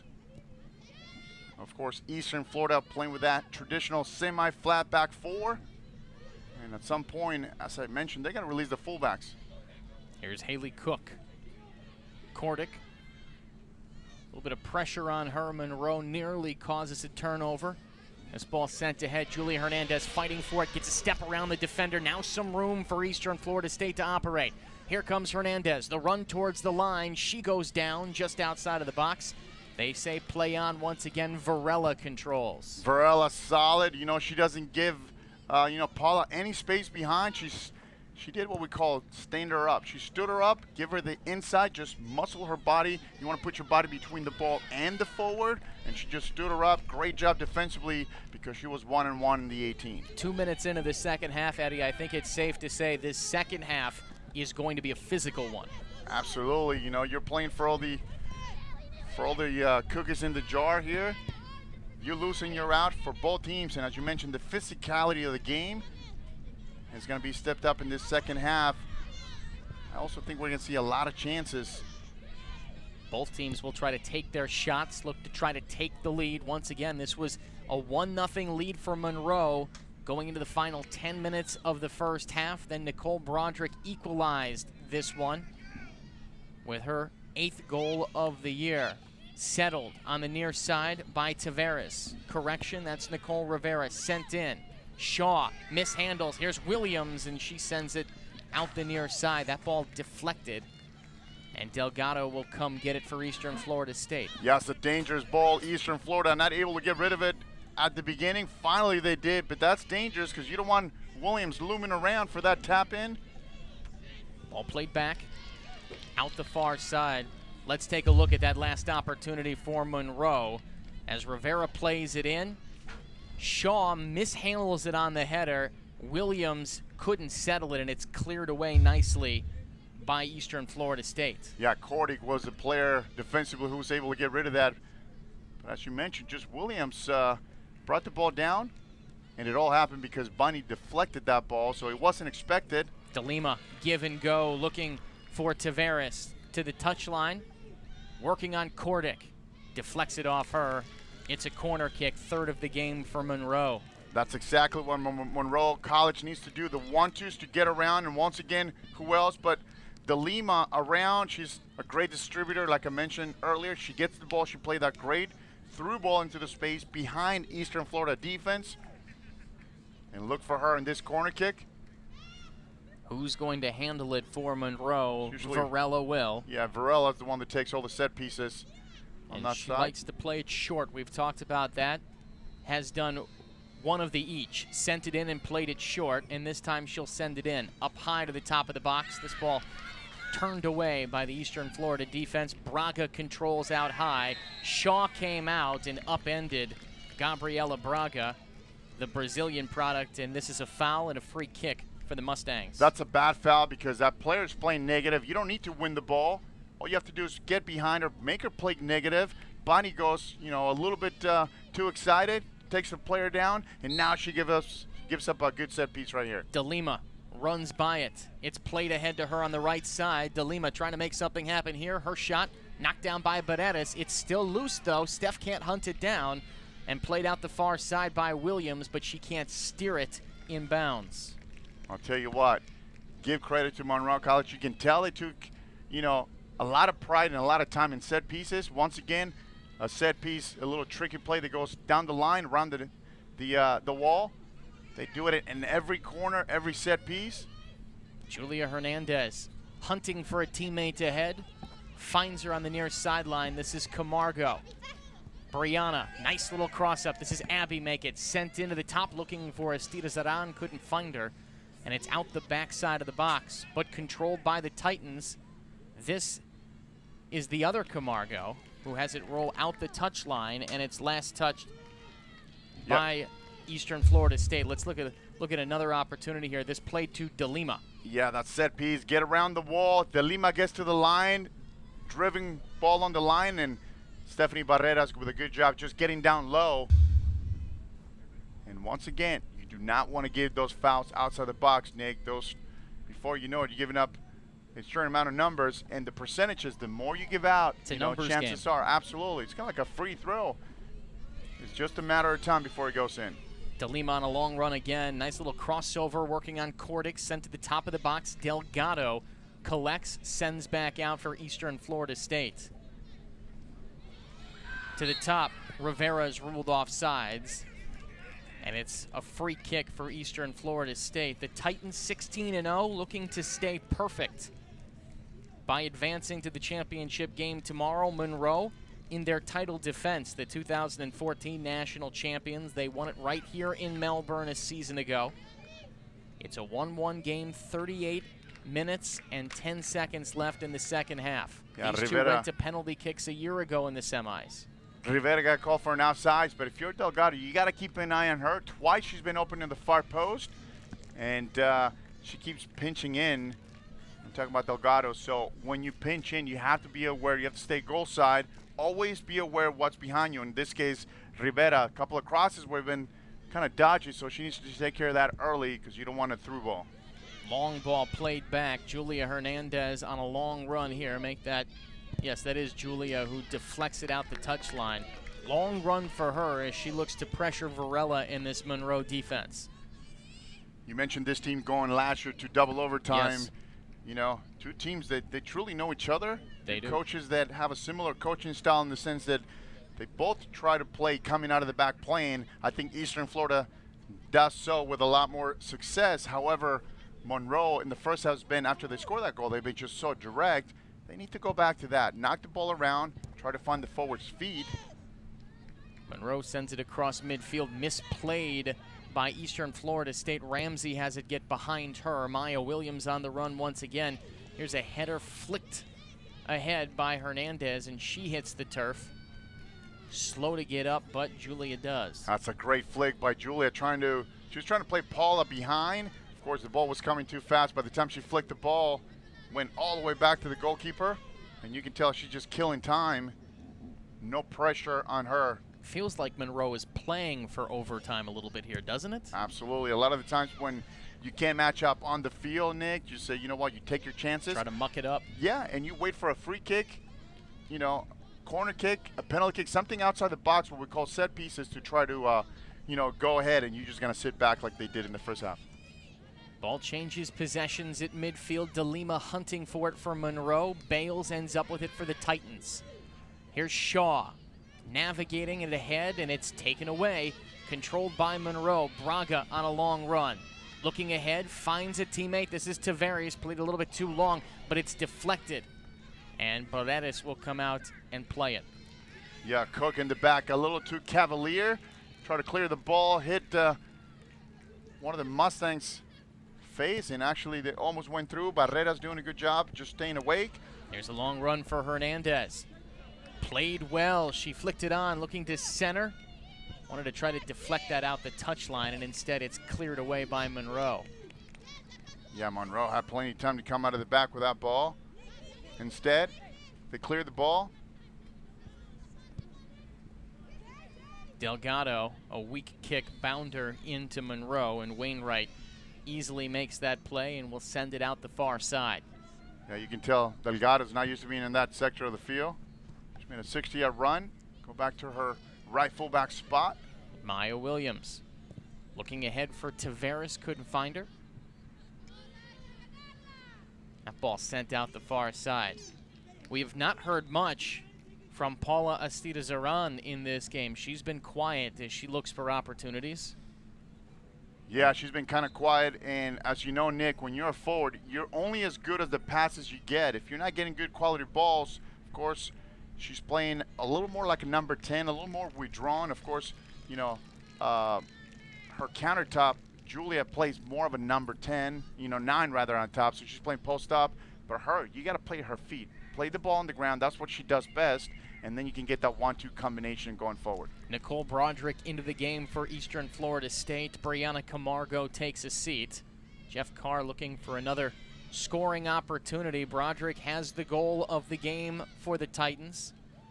Monroe pressuring. Ball sent back out, controlled by the Mustangs to the near side. Back out to the top. Eastern Florida regains. That was Brooke Smith who was trying to send it in for a teammate. Yeah, finally Abby doesn't want to have any problems, just gets rid of the ball. And tactically that's good, because now watch, as soon as she kick the ball defensively, they can come back, get their shape, sort out their marks, and then they got a chance to get a breather as well. Brooke Smith looking to toss it in. It's deflected off Serena Delgado. No, this will go to Eastern Florida State. Alini DeLima touched that one last. Could not steer it back inbounds. Titans will move it back forward. 33-13 left here in the first half. Make it the second half. 1-1 ball game. Might as well be the first half. It's a brand new game. It feels like the first half. It does. Pretty even. Conservative play from both of these teams. This ball sent long. Speaking of conservative, the exact opposite played there to the far side. And this out to Nicole Broderick. Going to try to beat the first defender. Does. Looking for another step. She's upended by DeLima. They say play on. The officials have allowed this game to get a little bit more physical than it's been throughout the first 12 games of the tournament. Of course, you're talking about championship time. You're talking about the tournament. So for them, they're going to get away with a little bit more. Of course, I'm talking about the players.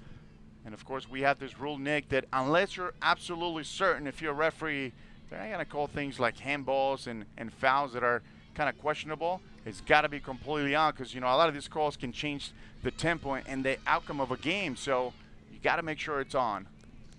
Titans cleared out the far sideline. Throw in for Monroe. Nicely played by Haley Cook, the 5'8 sophomore from Harbor Beach, Florida.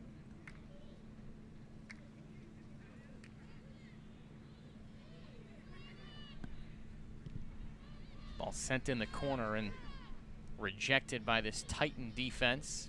Nicely played by Julia Hernandez. She goes down once again. They'll keep playing. Braga, pressured by Broderick, will flick it ahead. Monroe looking for a chance. Right side of the box. This ball sent into the top. one touch. It's mishandled by Nicole Rivera. She had a chance to put that one on goal. It was one-on-one between her and Steph Paredes. She had a great chance to put one away. I'm not sure if she lost it on the lights because she was all by herself, and you know, she tried to go one time where she actually had a chance to bring the ball down and try to put it away. Absolutely. But to your earlier point, now you can tell the physicality of this game. There's physical challenges everywhere. It's a different angle right here. Watch this driven ball to the far post. Tavares looking for Rivera. She could have easily settled that and at least put it on goal. Absolutely. Delgado was at least 3 steps off for her. So she had time to bring it down, at least bring it down, and then the second touch, it's a shot. Kordic taking her time as Eastern Florida State substitutes. Brianna Camargo back in and Nicole Broderick sitting down. Correction. It's Bunny Shaw that sits for Eastern Florida State. Camargo, the header ahead. That's Bree.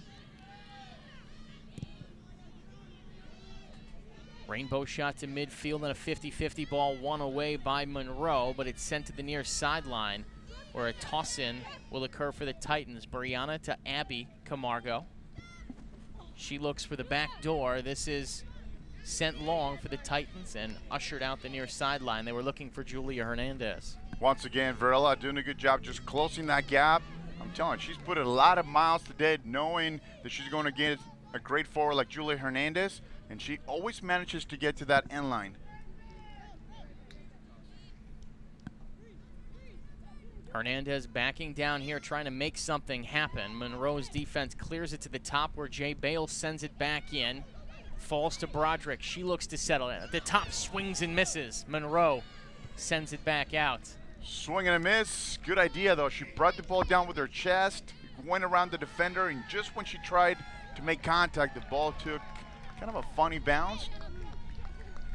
Just cued away. A heavy wind blows down the field as well. I would be remiss if I didn't mention that. From left to right across your screen to the backs of the Titans. And a toss-in for Eastern Florida State. Yeah, and if it's enough of a win to make a difference, you can tell on the corner flags right here that if you're going with a win, it's going to make a difference. Let's take a look at that chance again. Broderick looking to settle, and now the English on the ball. She got tied up a bit as well, and the English on the ball just sends it further away. Absolutely. Brought the ball down. As you mentioned, that English, that spin on the ball went around the defender, and she just wasn't able to make good contact with the ball. Bale sends it back upfield. Collected by Braga of Monroe. Ball out the near sideline. Brianna Camargo wants to rush it. 28.5 minutes to go. Winner to the championship on Saturday. A 1-1 tie. Nice feed inside to Abby Camargo. Went a bit too far. Here's Julia Hernandez. Always dangerous. Looking to loft that in. Back door. Had Estida Zaran waiting in the box. And Paula ends up with it, but it's deflected. And now Monroe on the break, sending it ahead, looking for Maya Williams. That was actually a high kick in the box right against Paula. Referee close enough. I'm surprised he doesn't call it because the defender just comes up, cleats up. But you're right, though. Paula's been kind of quiet. She was right on top of the box waiting to collect the ball. I wouldn't call her timid in this game because she's been involved in a couple of the bigger plays. Oh, absolutely. But kind of waiting for the game to come to her, and well, sometimes you end up waiting just a little bit too long. Speaking of long, a ball here for Julia Hernandez, looking to chase it out this near side, and a good battle from Varela. That's been a battle right there. And here's another angle of Paula right inside the box by herself. Watch. And as we mentioned, is not that, watch the cleats up right here. She goes through and see how she's showing them right down. That could have been a call. Referee close enough, and you can tell Paula wanted the call. But you're right, though. She wants to get involved, just they're not playing the ball to her. Abby Camargo surveying, sends this one in. Broderick there trying to settle it up high, still controlling. Her shot deflected. And Monroe trying to send this ball back out. Hernandez on top of it. Ball still in play. Back here, Broderick hops over a defender. Some good athleticism there. And she's looking for a little bit of room now. 2 defenders converge on the Titans Jamaican star. And that tells you, that just gives you an idea of her athleticism and speed. She has enough speed to get around the defender. She blocks the ball. definitely an impact player today for Eastern Florida coming off the bench. Broderick has been all over the place, of course. She scored the equalizer 1-1, and you can tell she's not done, Nick. She wants another one.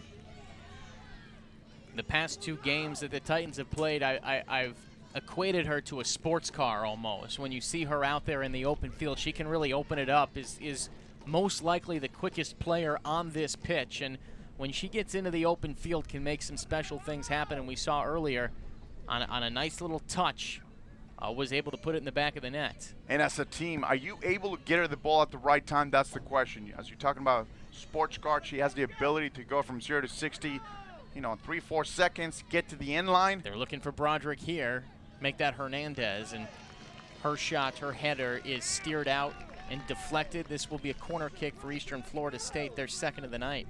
And once again, right there for Monroe, Varela, it's been that player in the back for them, so active. Every time there's something going on defensively, watch her. She's making that diagonal run.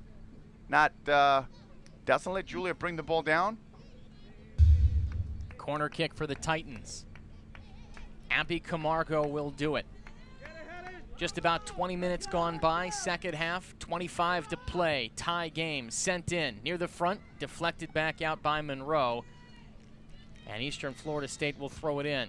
Quick start. The 2 Camargo sisters play catch up top.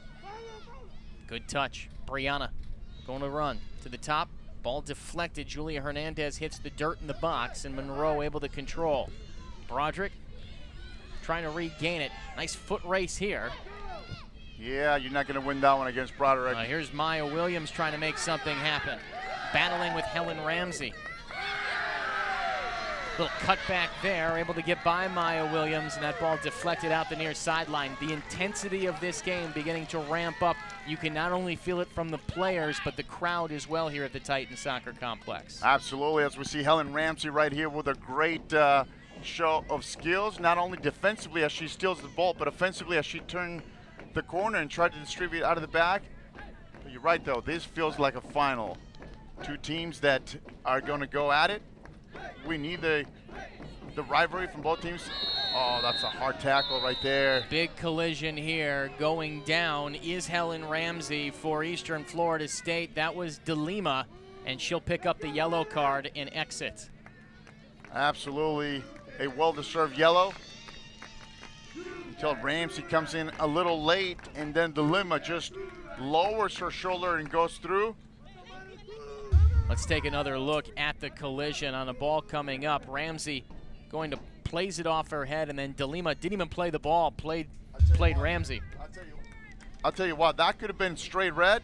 If you see the intention of her shoulder right there, and of course this is at the referee's discretion, but definitely a hard tackle, and because, the concussions nowadays and the protocol, wouldn't be surprised if Ramsey's a little shook up after that. Would have been a big blow for Monroe. DeLima, their leading goal scorer with 23 this year, has 3 in the tournament. Let's take one more look. Watch her shoulder right here, DeLima. She's not even looking, as you mentioned. Didn't even play the ball. And that goes, she's going with the intention to make contact right there. The defender not able to cover herself. Yeah, that could have been worse for them. Monroe lucky that they didn't get a straight red. Here's Ramsey again. Has regained herself nicely. Broderick settles.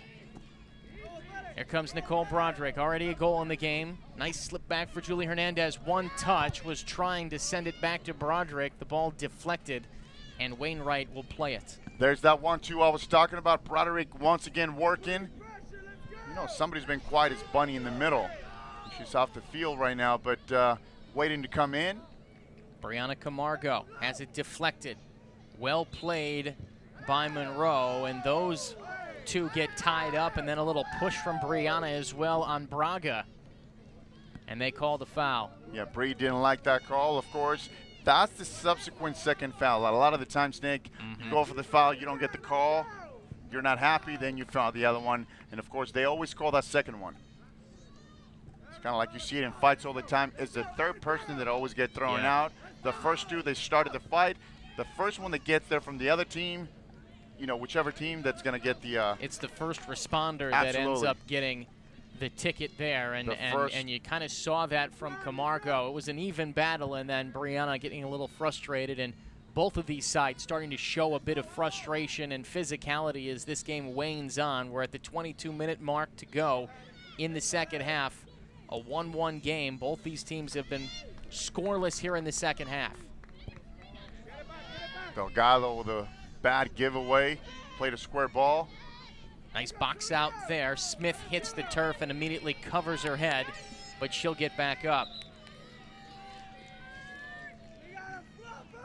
So a toss in for Monroe. We want to remind you, fans, you can follow all of the action of the 2015 NJCAA Division I Women's Soccer National Championship live on NJCAA TV.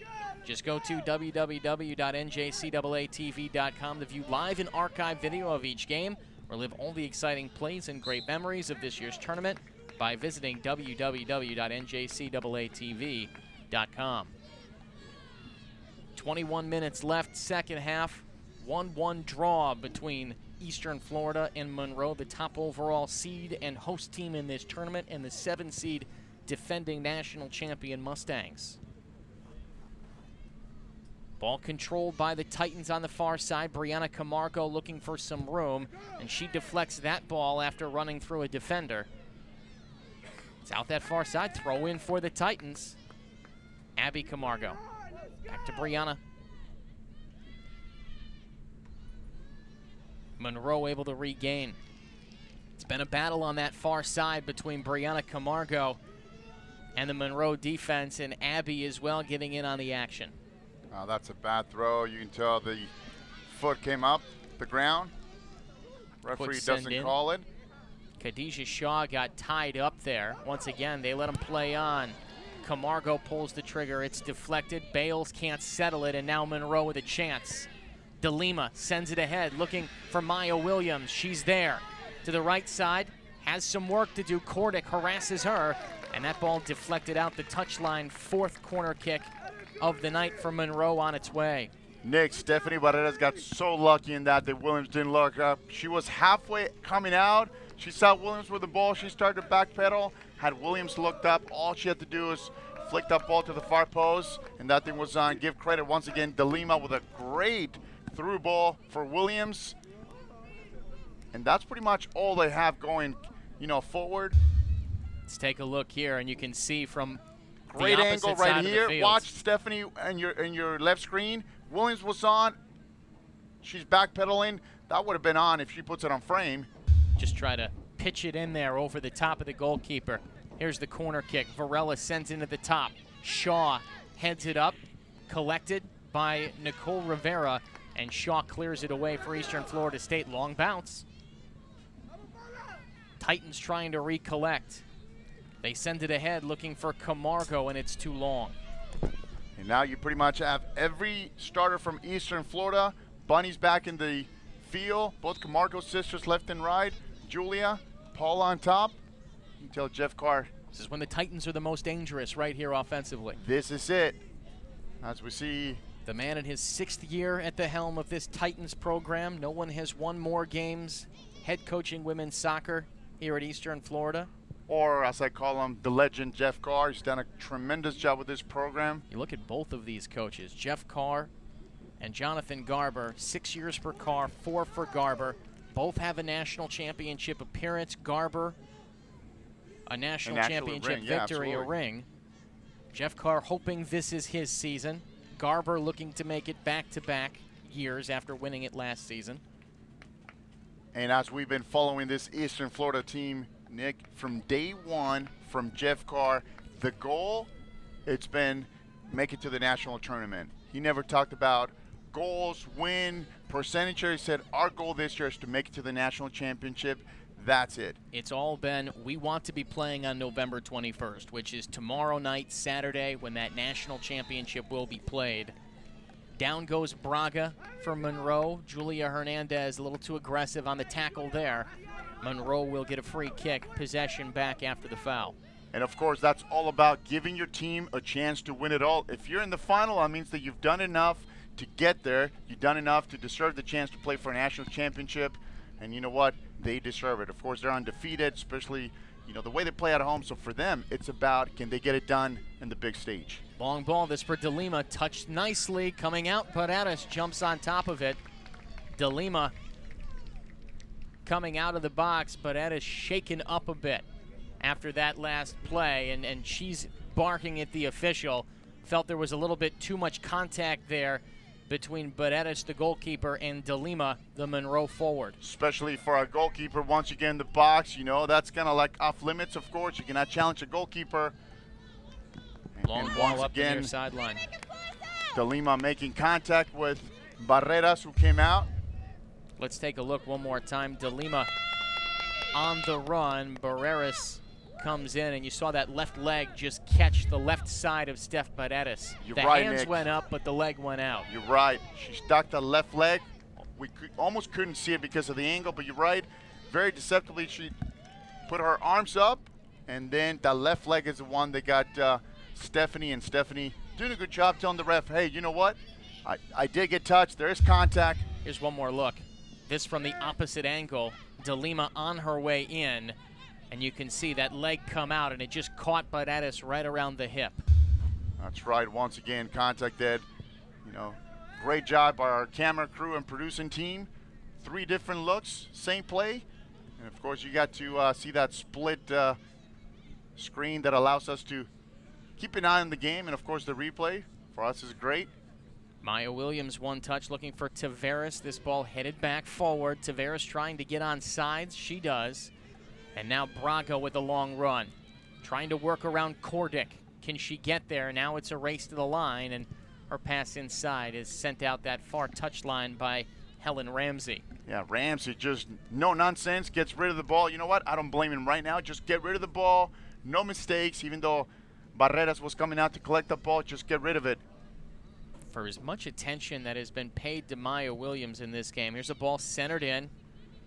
Rivera couldn't quite settle it enough, and Shaw's kick is cued out the near side. But for as much attention as Maya Williams has gotten, Eddie, she still had plenty of opportunities as well to try to create something offensively for this Monroe team. Especially when you notice that she's always going against 3, at least. And, you know, to have the tenacity and the wheels to create something, you know, when you know you're always going up at least 2 men, so that's huge for them. Normally when we see Alini DeLima play kind of forward for this Monroe team, she's been more in the midfield trying to set the table in this semifinal. No, yeah, she's definitely playing a little more of an attacking center mid.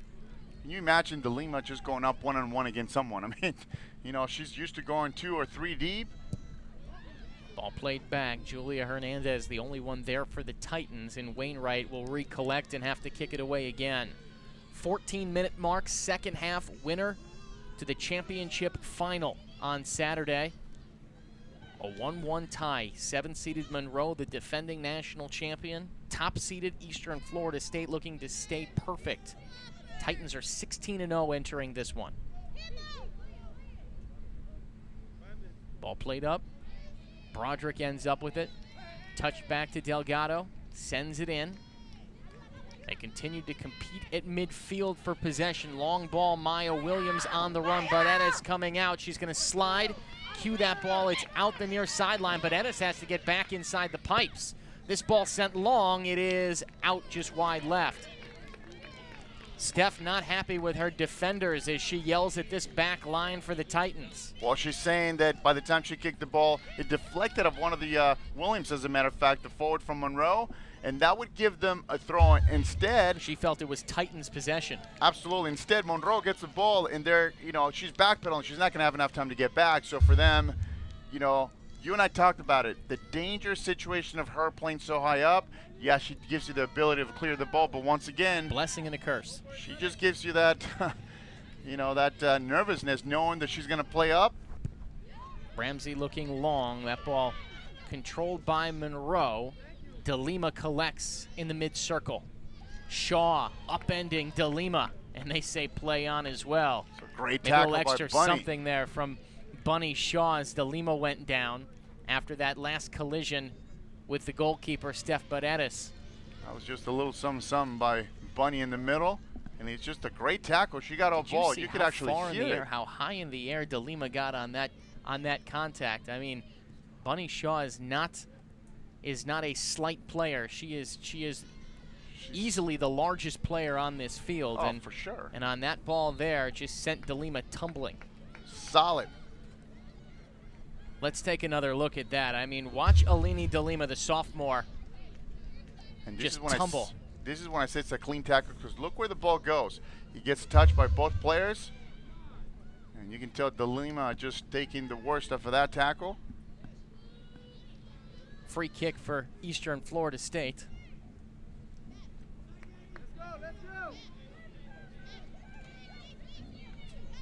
On that far sideline, Julia Hernandez sends it near the top. Ball up on high, settled by Camargo. Looking to try to turn and send it in. It's blocked out by Monroe. This Monroe defense continues to play stellar against a lethal Titans offense. This ball sent to the near side. One too many touches by Camargo on DeLima top of the deflects box. it. On the run, Alini DeLima trying to battle, and Delgado able to send it out of bounds. Yeah, that just gives you an idea of how lethal she is one-on-one. She's been the main table setter for this team tonight. Under 11 minutes left. Brooke Smith will throw it in. This is Kathleen Sousa, who's been quiet this evening. In a victory over Spartanburg Methodist, she played more of that role that you're seeing DeLima play, where she was setting the table. Yeah, and in this game, she's withdrawn. She's playing more of a defensive center mid. She just sits in the hole right there, clears everything out of the back. This ball dumped in for Hernandez. Is she on sides? They say yes, to the right side. Trying to slide in there. That ball cued off Varela and out the touch line. It's a corner kick for Eastern Florida State. Nicely played by Julia Hernandez. Yeah, those two have been going at it the whole entire game. Hernandez was trying to scoop the ball with a half of, slide tackle right there. This is a great angle right here. And look, Varela just tried to jump with the ball, actually gets caught and hits the ball for a corner kick. Julia Hernandez will handle the corner kick, third of the night for the Titans. Sent up near the top of the box. That ball directed in, and it is saved by Jordan Wainwright. That almost the advantage for the Titans. This remains a tie ball game. Julia Hernandez with a great header right at the hands of the goalkeeper. She would love to have that one back. What a great cross by Paula, though, right on the money. Watch this, great driven ball into the box. We'll take a look. Julia Hernandez there, Paula Estida-Zaran handling that corner, and was right at Jordan Wainwright, who makes a brilliant save to keep this a 1-1 draw. 9 minutes to go. Second half. Winner to the national final. And Jordan just kind of found that ball before you know it right It there. was right at her. Absolutely. If that ball is put anywhere else on the goal, it finds the back of the net. Not a whole lot of time for Wainwright to react. But fortunate for Monroe, Hernandez sent it right at the keeper. Here comes Shaw, a little bit of room. Cuts around one defender. Looking to turn that corner. Her shot towards the back post, and it's wide. Deflected Another corner off kick. Monroe. What's troubling about that last corner kick is that nobody picked her up. If you see her go up for a header, all by herself. Once again, the importance. Watch this different angle right here. Ball gets driven in the box. Look, nobody picks her up by herself. She makes good contact. Here's the other corner. Deflected out by Wainwright. Fourth corner kick of the night. The last pair have been quite opportune for this Titans team. And this ball, Haley Cook sends out the back line. Maybe a little bit too aggressive for the Titans there. She had plenty of time. She could have taken another touch. I know she was trying to go far post, deep into the 18. She rushes that shot a little bit too fast, and then he goes up for a kick. Varela will kick this one away.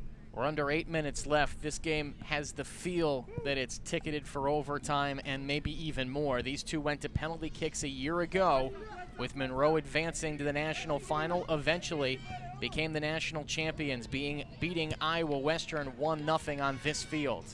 Well, I would not be surprised if in the last 5 minutes, Jeff Carr decides to push the lines a little bit. Once again, they're only marking one in the back, so they can afford to do that. Try to send some numbers forward and try to win it in regulation. Free kick for Eastern Florida State. Haley Cook to handle it. Long ball sent out near the top. Wainwright coming out, making the play. That's a great little ball in the box. I didn't think she was going to have enough leg to get there. Has the wind to her back. That definitely helped as well. That wind blowing down the field. Here's a chance for Monroe near the right side. Trying to turn the corner. Upended is Bruna Tavares. This foul will go against Haley Cook. She'll pick up a yellow.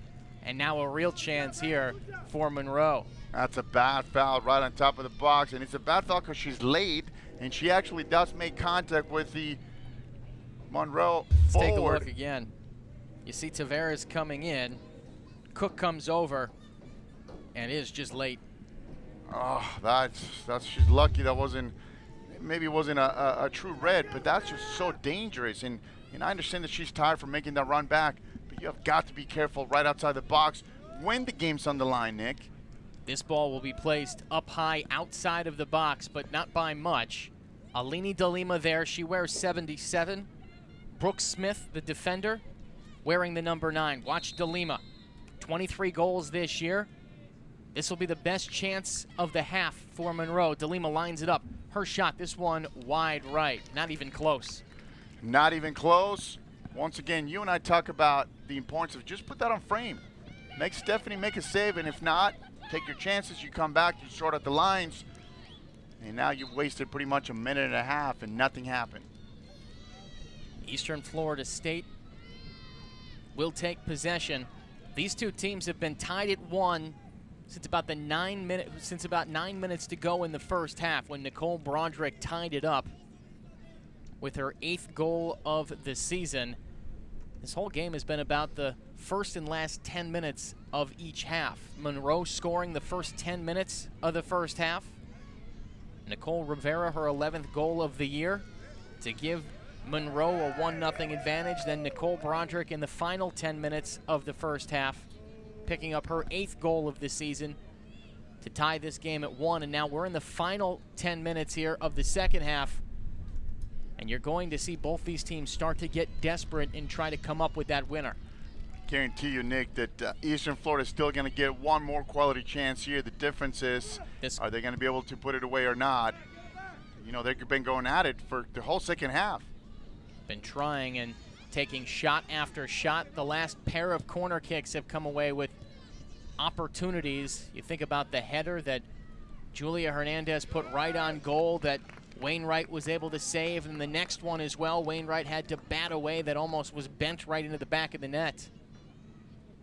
Astrid Zaran, we mentioned she'd been quiet, sends this one to the box. A lot of empty real estate on the near sideline and a long run for Delgado. She looks to set up. One touch, Brianna Camargo to the top. Khadijah Shaw, her shot, this one rolling wide of the net. Yeah, she rushed it. She had a little bit more time. She gets the ball from Abby Camargo in the middle. And you get that sense of they're almost rushing it a little bit too much. There's still plenty of time and regulation.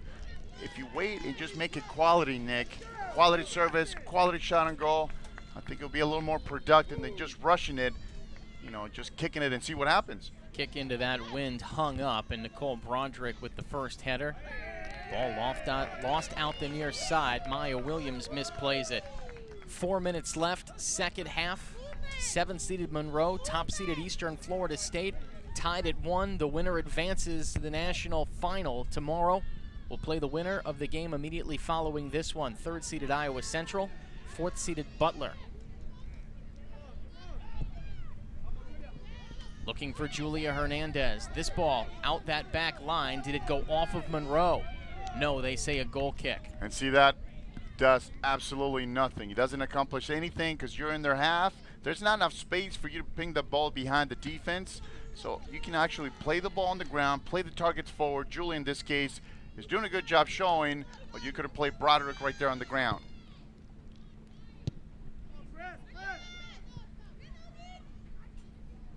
Here's Broderick now. We'll let it roll out the touch on the near sideline, that is. Throw in for Delgado. She looks for Camargo, Abby, and it's sent ahead. Ball out the near sideline. This once again for Eastern Florida State. Julia Hernandez out there. They'll send it to Broderick. Nicely played by Broderick to the top of the box. This is Shaw. She looks to set up. Nice change of direction. Deflected, and that one sent right at Wainwright. What a save by Wainwright. That ball deflected off a defender, then off Shaw, and that shows you the power of Bunny Shaw's leg to send that laser right at Jordan Wainwright. I tell you what, talk about deflections, man. That thing was moving. Great job by Jordan in the back because that ball just went straight off her gloves. Maya Williams. Right side sends it to the top. This is Rivera. Her shot, that is wide. Rivera looking for her second goal of the match. Sends that one wide.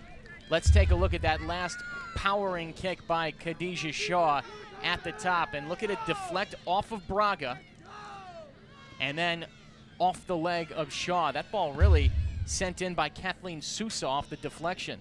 Yeah, the ball was moving, and of course, good job just sticking her leg inside because the defender swung, and he just right at the goalkeeper, and then right at the other end, you know, we had a shot by Rivera. Did a good job turning, and Stephanie came out and closed that angle. Like I told you, there's going to be chances in the last 5 minutes here. Jeff Carr making a change with the personnel. Nicole Broderick coming out of the game. Checking in for Eastern Florida State is Cassidy Davis. 90 seconds left. We've played 12 games in this tournament before this one, have not seen an overtime affair yet. These two seem to be ticketed for it. Maya Williams trying to change that. We're going to get around the defense. On the right side, Shaw sends it away. Little over a minute to go. So the Monroe question and right now for both coaches is, how deep is your bench? Going into overtime? 1 Teams that minute. played already? Jeff Carr shouting to his team, looking for one more opportunity. Brooks Smith controls. Ball sent in near the top. DeLima out there, and Steph Baredes comes out, makes a play. With the wind to her back, long kick, Julia Hernandez here. This ball headed out. 33 seconds to go at midfield. DeLima can't get ahead on it. Wins the 50-50 ball. It's sent long again by Ramsey. 20 seconds to go. Nicely played by Monroe there, but Brianna Camargo controls with 15 left. They play it to that far side. Abby Camargo can't control it. Julia Hernandez there, 10 seconds left. Did they call? There's actually a foul right in. Did they call the foul? Yes. Outside the box. No, I think he just signaled motioned. from the throw-in, yeah. So we're ticketed for overtime. 90 minutes in, these two teams tied at 1. We'll play an overtime period when we return. You're watching the NJCAA Women's Soccer Championships on NJCAA TV.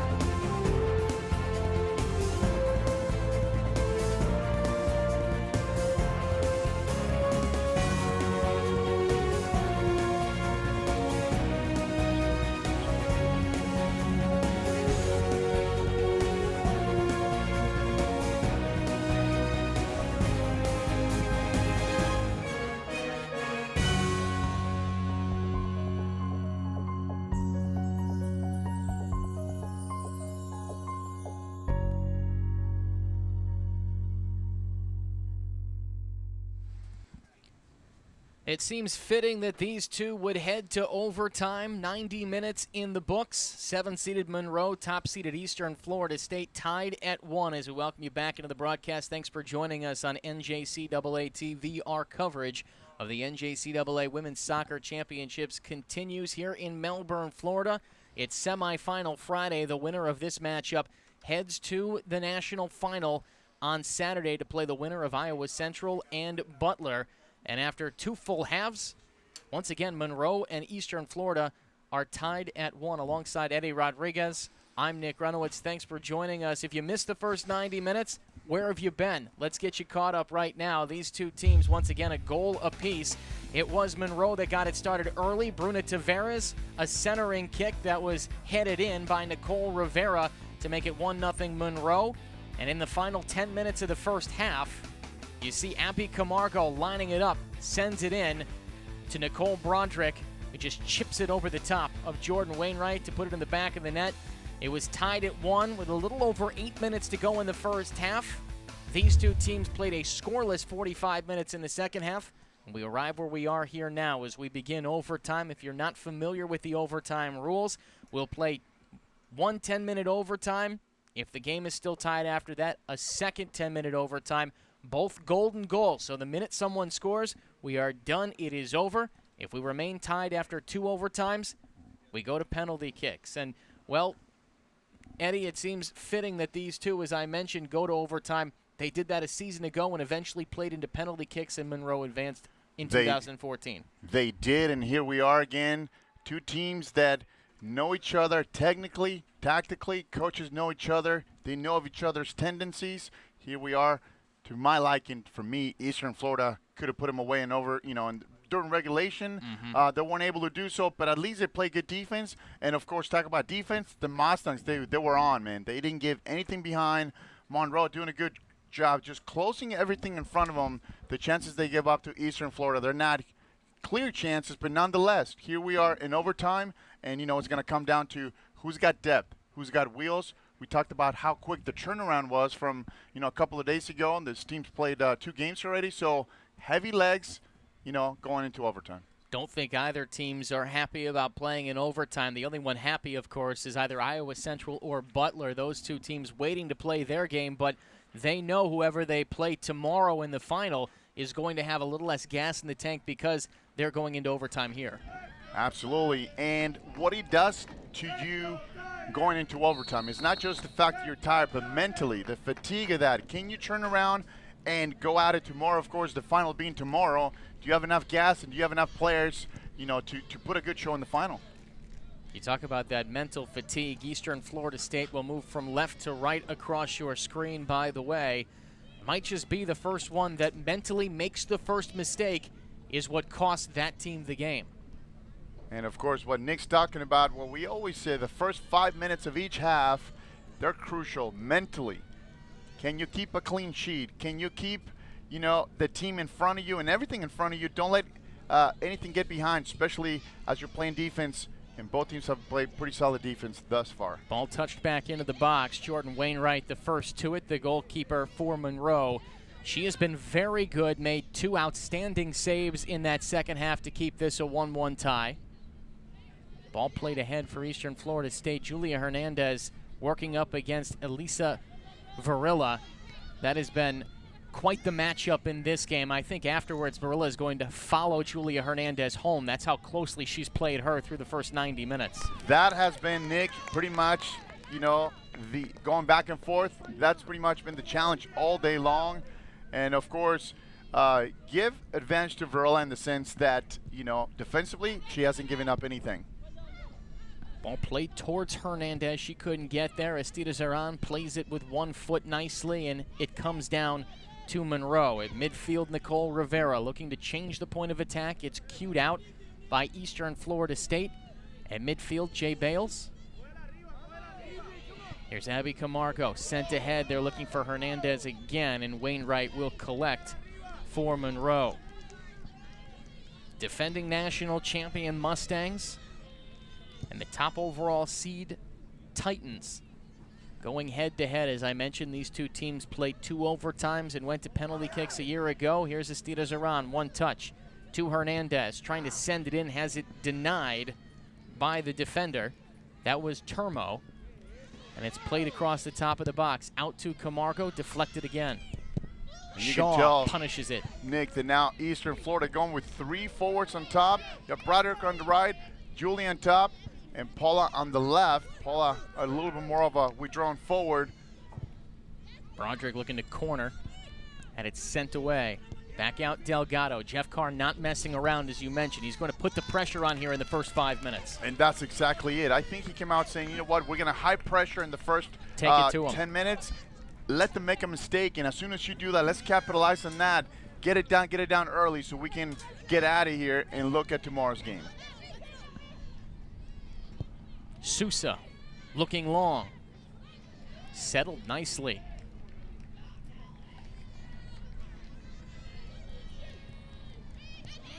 Camargo sent in. Back to the top. Here's the shot, wide. Believe that was Hernandez that pulled the trigger on that. Correction, that was Kordic that sent it over wide.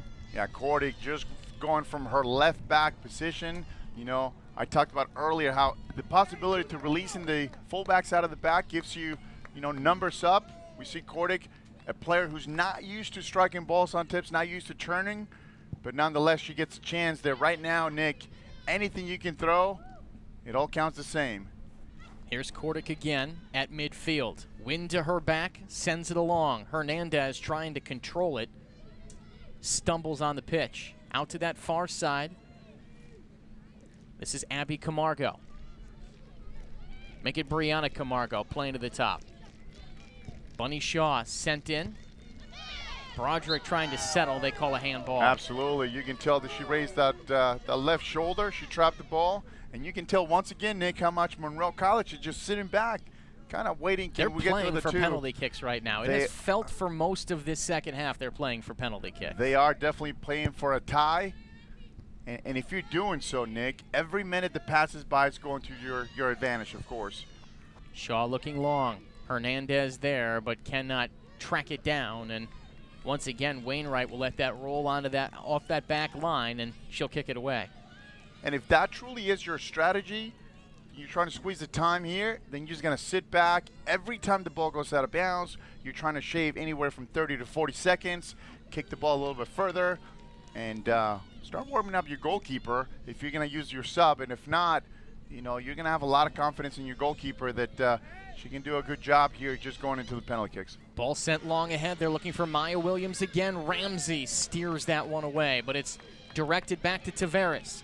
Looking long, Tavares sends this one back, and it's wide. They had Nicole Rivera on a free run on the backside, but couldn't find her. You and I had a great look from here. You're right, Nicole Rivera making a great run from the outside in. She lifted her hand asking for the ball. No dice. And we'll take another look at it in just a moment as Kordic moves this ball up the pitch. You were talking about those backup goalkeepers. For Eastern Florida State, it would be Asmara Holmes, who we've seen a bit through the first 2 games. Maya Williams continuing to key into the right side here. Her shot deflected out.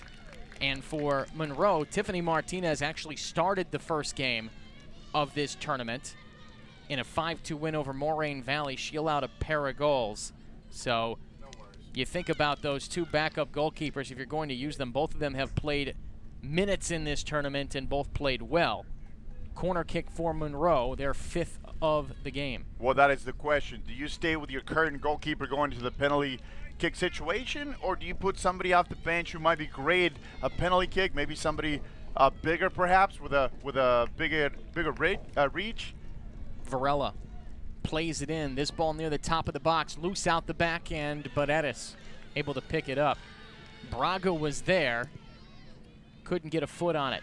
And this ball sent long. Hernandez on a run, settles it nicely, steps by one defender, another coming in and falling on it, and then Hernandez goes down as well.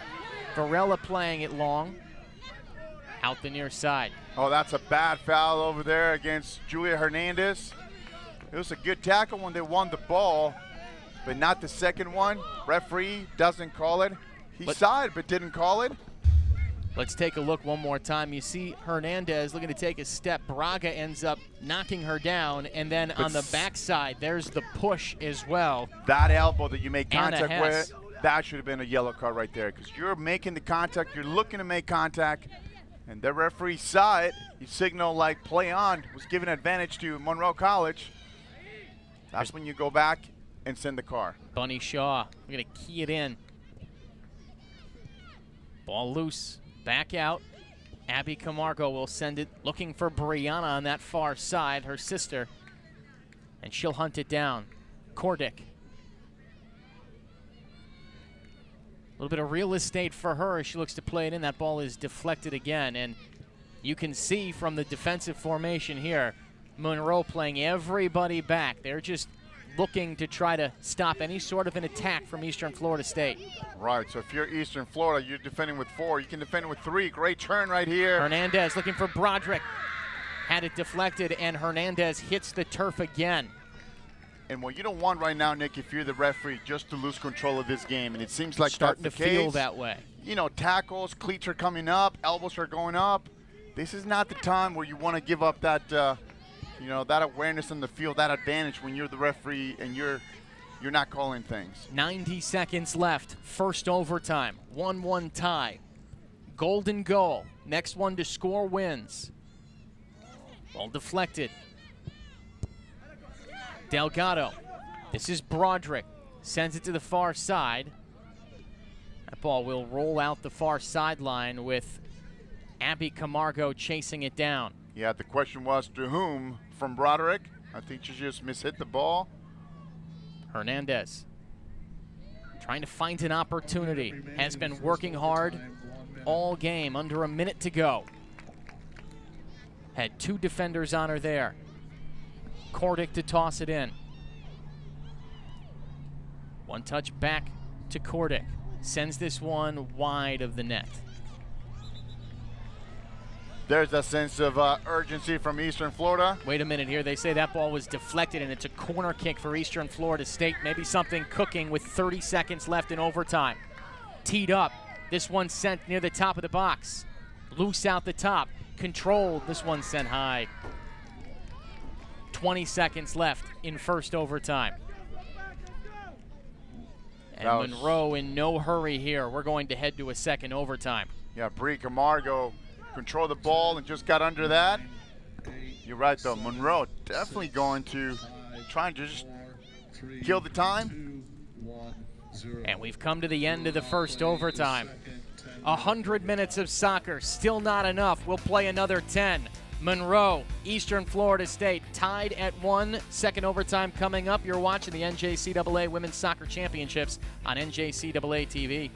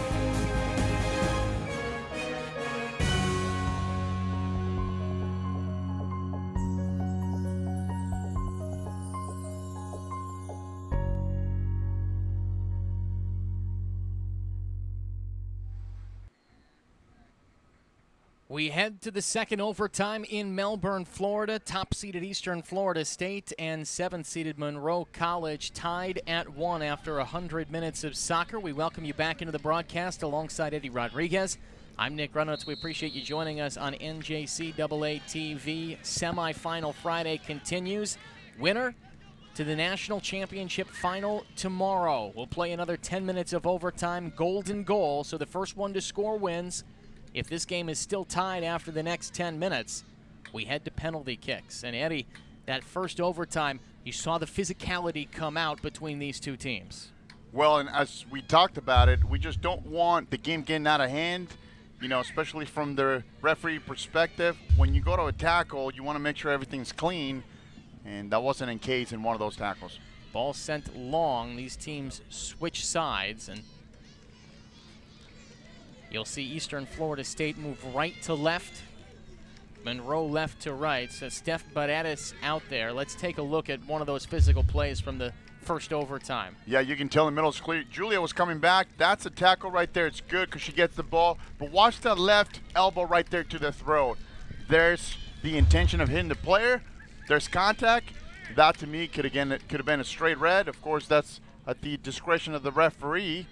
And of course, in a final, they have to make sure there was contact there. And to me, there was. That could have changed everything. Hernandez bodying up Varela there, and those two have been battling all game long. That deflected off the Monroe College defender. And we have a corner kick, the 5th of the game for Eastern Florida State. And we'll see Paula Estira-Zaran handle it on that far side. Titans had some good chances in the second half from the corners. This one short and sent back out. And a long run for Abby Camargo. Maya Williams controls it for Monroe. Gets a nice step there. 3 defenders back for Eastern Florida State. And here's a takeaway by Helen Ramsey. Yeah, Ramsey with a great tackle. She was tracking back. And of course, we talked about once again the ability and the speed of Williams on the breakaway. This is De Lima. Sends this one in, but Edis misplays it for a moment. This one rolling away from Steph. She jumps on top of it. Coming into pressure is Tavares. But Baradas able to jump back on top of it. Yeah, it was a difficult ball for Stephanie Barreras to control. You can tell the ball just dipped at the end. Skip. Grass is wet now. She was trying to control the ball, but great awareness. Ball just dips right there from her to get on the horse and just dive right there.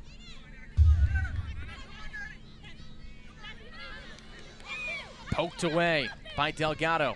Make that Cordic sent ahead. This one misplayed by Shaw. The pitch starting to look like it's a little slippery out there after 100 minutes played on it. Yeah, it's gonna have that moisture. It's gonna be wet, and now you can tell there's gonna be a huge hole in the middle because it's almost like where it's a tennis match where it goes north-south, and of course, now we're in the second overtime. Everybody wants to go direct. Long ball. They're looking for Broderick, who looks like she's out of gas a bit. This ball sent ahead. Tavares controls. Braga muscled off the ball. They send it over to Abby Camargo. Nice move by the defender. Camargo to the top. Her shot caught by Wainwright. Yeah, a little bit too far for her range. She does a great job collecting the ball, going through 2 defenders from Monroe. She actually tried to toe poke the ball far post. And you're right, though, Broderick is just gas, but she's been doing those runs out of the back. Here's Broderick again. Titans working into the wind in this second overtime. Hernandez a long run. That one slid out from underneath her. Another fine play made by this Monroe back line. That time it was Maria Turmo. Yeah, Turmo gets in that tackle, but once again, Paula was coming through. Julia Hernandez coming through. Cordic to toss it in. Looking for Hernandez. She hits the deck.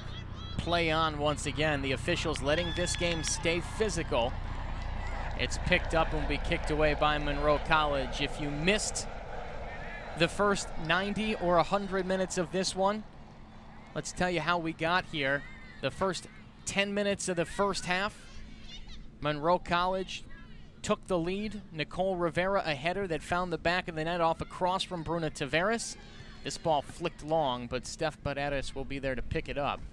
And Eastern Florida trailing 1-0 until about the 8-minute mark to go in the first half, when Nicole Broderick sent the ball in to tie this game up at 1. We've been scoreless ever since. Just about 63 minutes of scoreless soccer.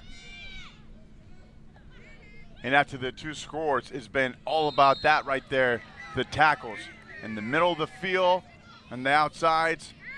You see the referee calling it. Braga hits the turf. Abby Camargo didn't like the call. This ball at midfield, and Varela to handle it. 4.5 minutes left, second overtime. 1-1 tie. This one sent long, the wind to the back of Varela, and Shaw misplays that. It's headed out the back line. Corner kick for Monroe. Yeah, Shaw all by herself, nobody around. She doesn't even get challenged for the header, and the ball just goes off the side of her head for a corner kick. Great chance for the Mustangs. They haven't had a lot going forward, Nick, so for them, you want to take this set piece. Let's watch this opportunity for Shaw. She just kind of waits on it, and the wind blowing that ball further forward, maybe that's what fooled Bunny Shaw just a bit. Well, she actually let the ball get to the top of her head rather than hit it with a forehead. Here's the corner kick. In swinger, up high to the top of the box. That ball headed wide. De Lima got her dome on it. Couldn't steer it to the back of the net.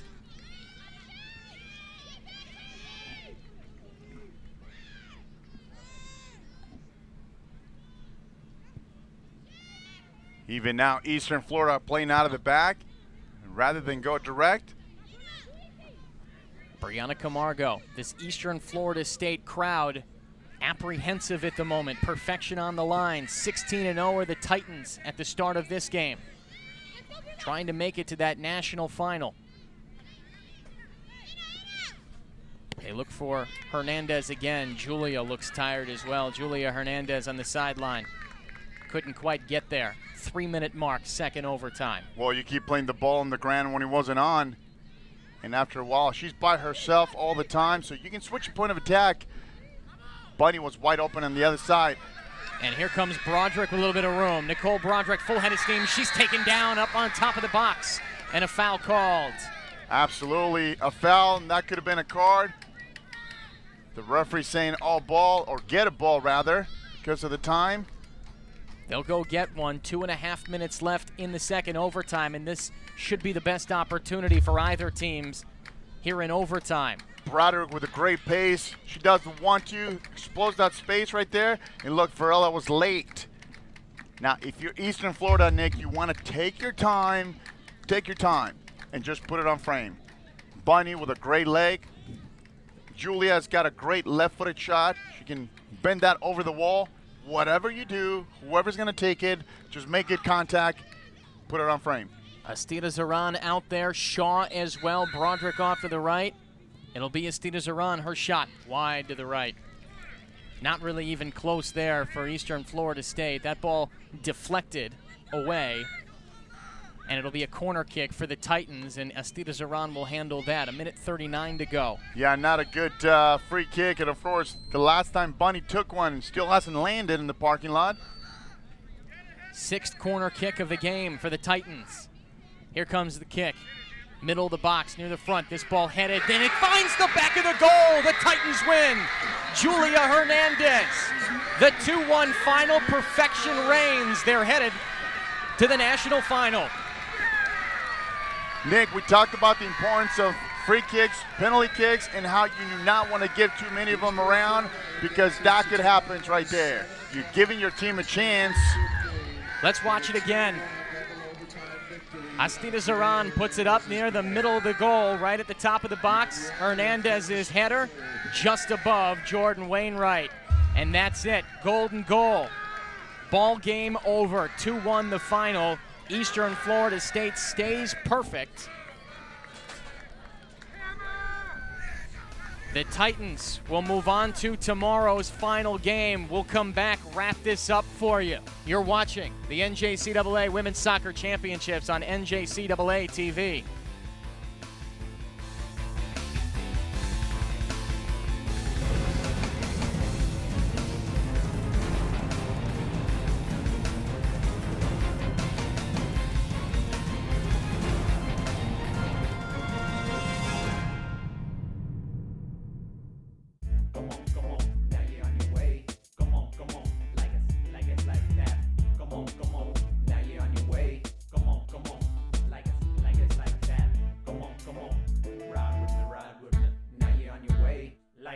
This is where we're building the future, where you discover new opportunities and careers take flight. Choose to stand where excellence lives, where Titans rise. Eastern Florida State College.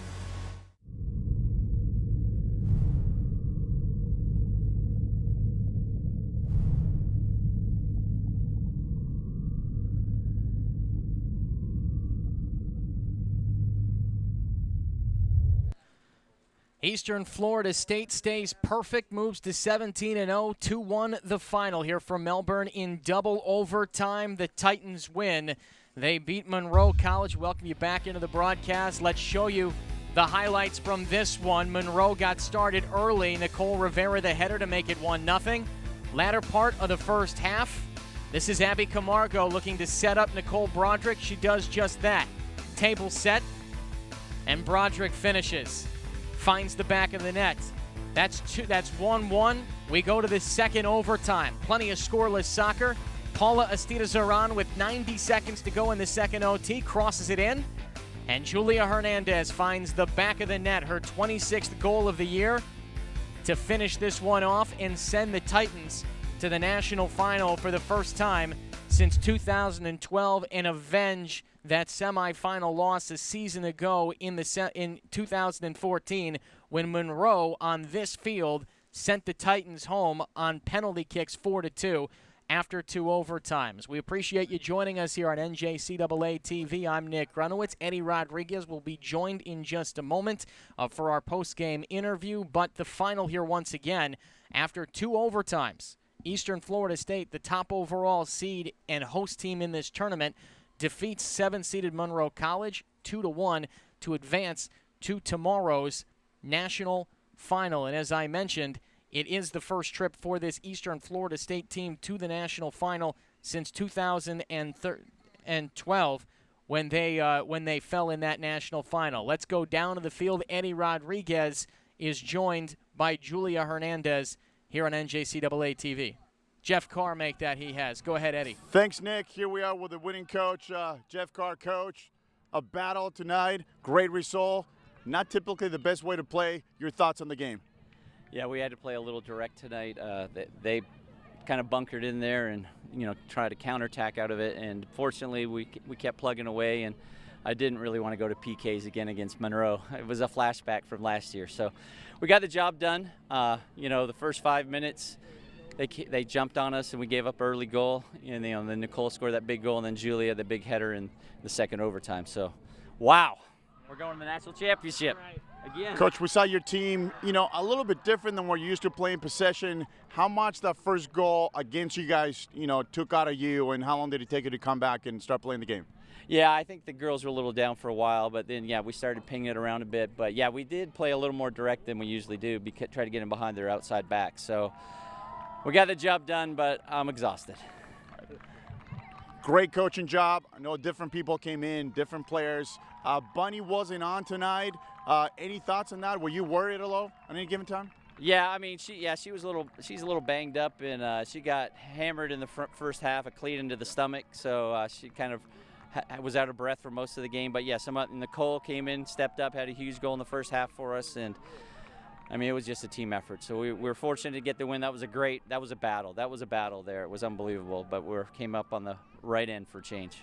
Coach, we talk about during the broadcast how fast you turn around. What do you say to the girls? You got to come back and do it again tomorrow. Of course, you're in the final. What do you say to the girl, and how do you prepare for that? Well, when I told them they can't go home, we're about to have ice baths, and I'm going to get them a lot of chocolate milk. Right.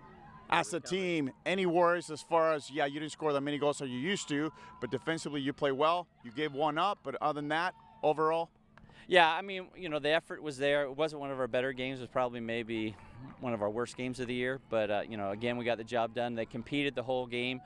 Even after we gave out the goal, we were down for a bit, but then we stepped it up and got the goal. And then we felt like momentum was going our way, and we had a lot of chances in the overtime and late in the game as well. So, Coach, congrats on the Wade win. Congrats to the girls. Good luck to you guys tomorrow. Nick, back to you. Thanks, Eddie. Jeff Carr, post-game, talking about the fact he did not want to go to penalty kicks with Monroe again. It was almost deja vu for this Eastern Florida State team that lost to Monroe in the semifinals on this very field a season ago, 4-2. Monroe went on to win the national championship after that, and now Eastern Florida State hopes to play the same role that Monroe did from a season ago. You win in overtime in this matchup, you go on and you win the national championship. 2-1 the final, double overtime. Julia Hernandez, the hero in this one. 2 goals in the tournament. She found her third, a header in overtime, the second overtime, to end this game. And once again, the Titans 2-1 victors to stay perfect. They move to 16-0 and will play the winner of our next game. 3rd-seeded Iowa Central, 4th-seeded Butler. Should be a good one as well, but for now, perfection reigns. The Titans are heading to the national final tomorrow on Saturday night. Monroe, their season is over. An entertaining broadcast. We thank you for joining us. Our second game coming up in just a few moments. You're watching the NJCAA Women's Soccer Championships on NJCAA TV.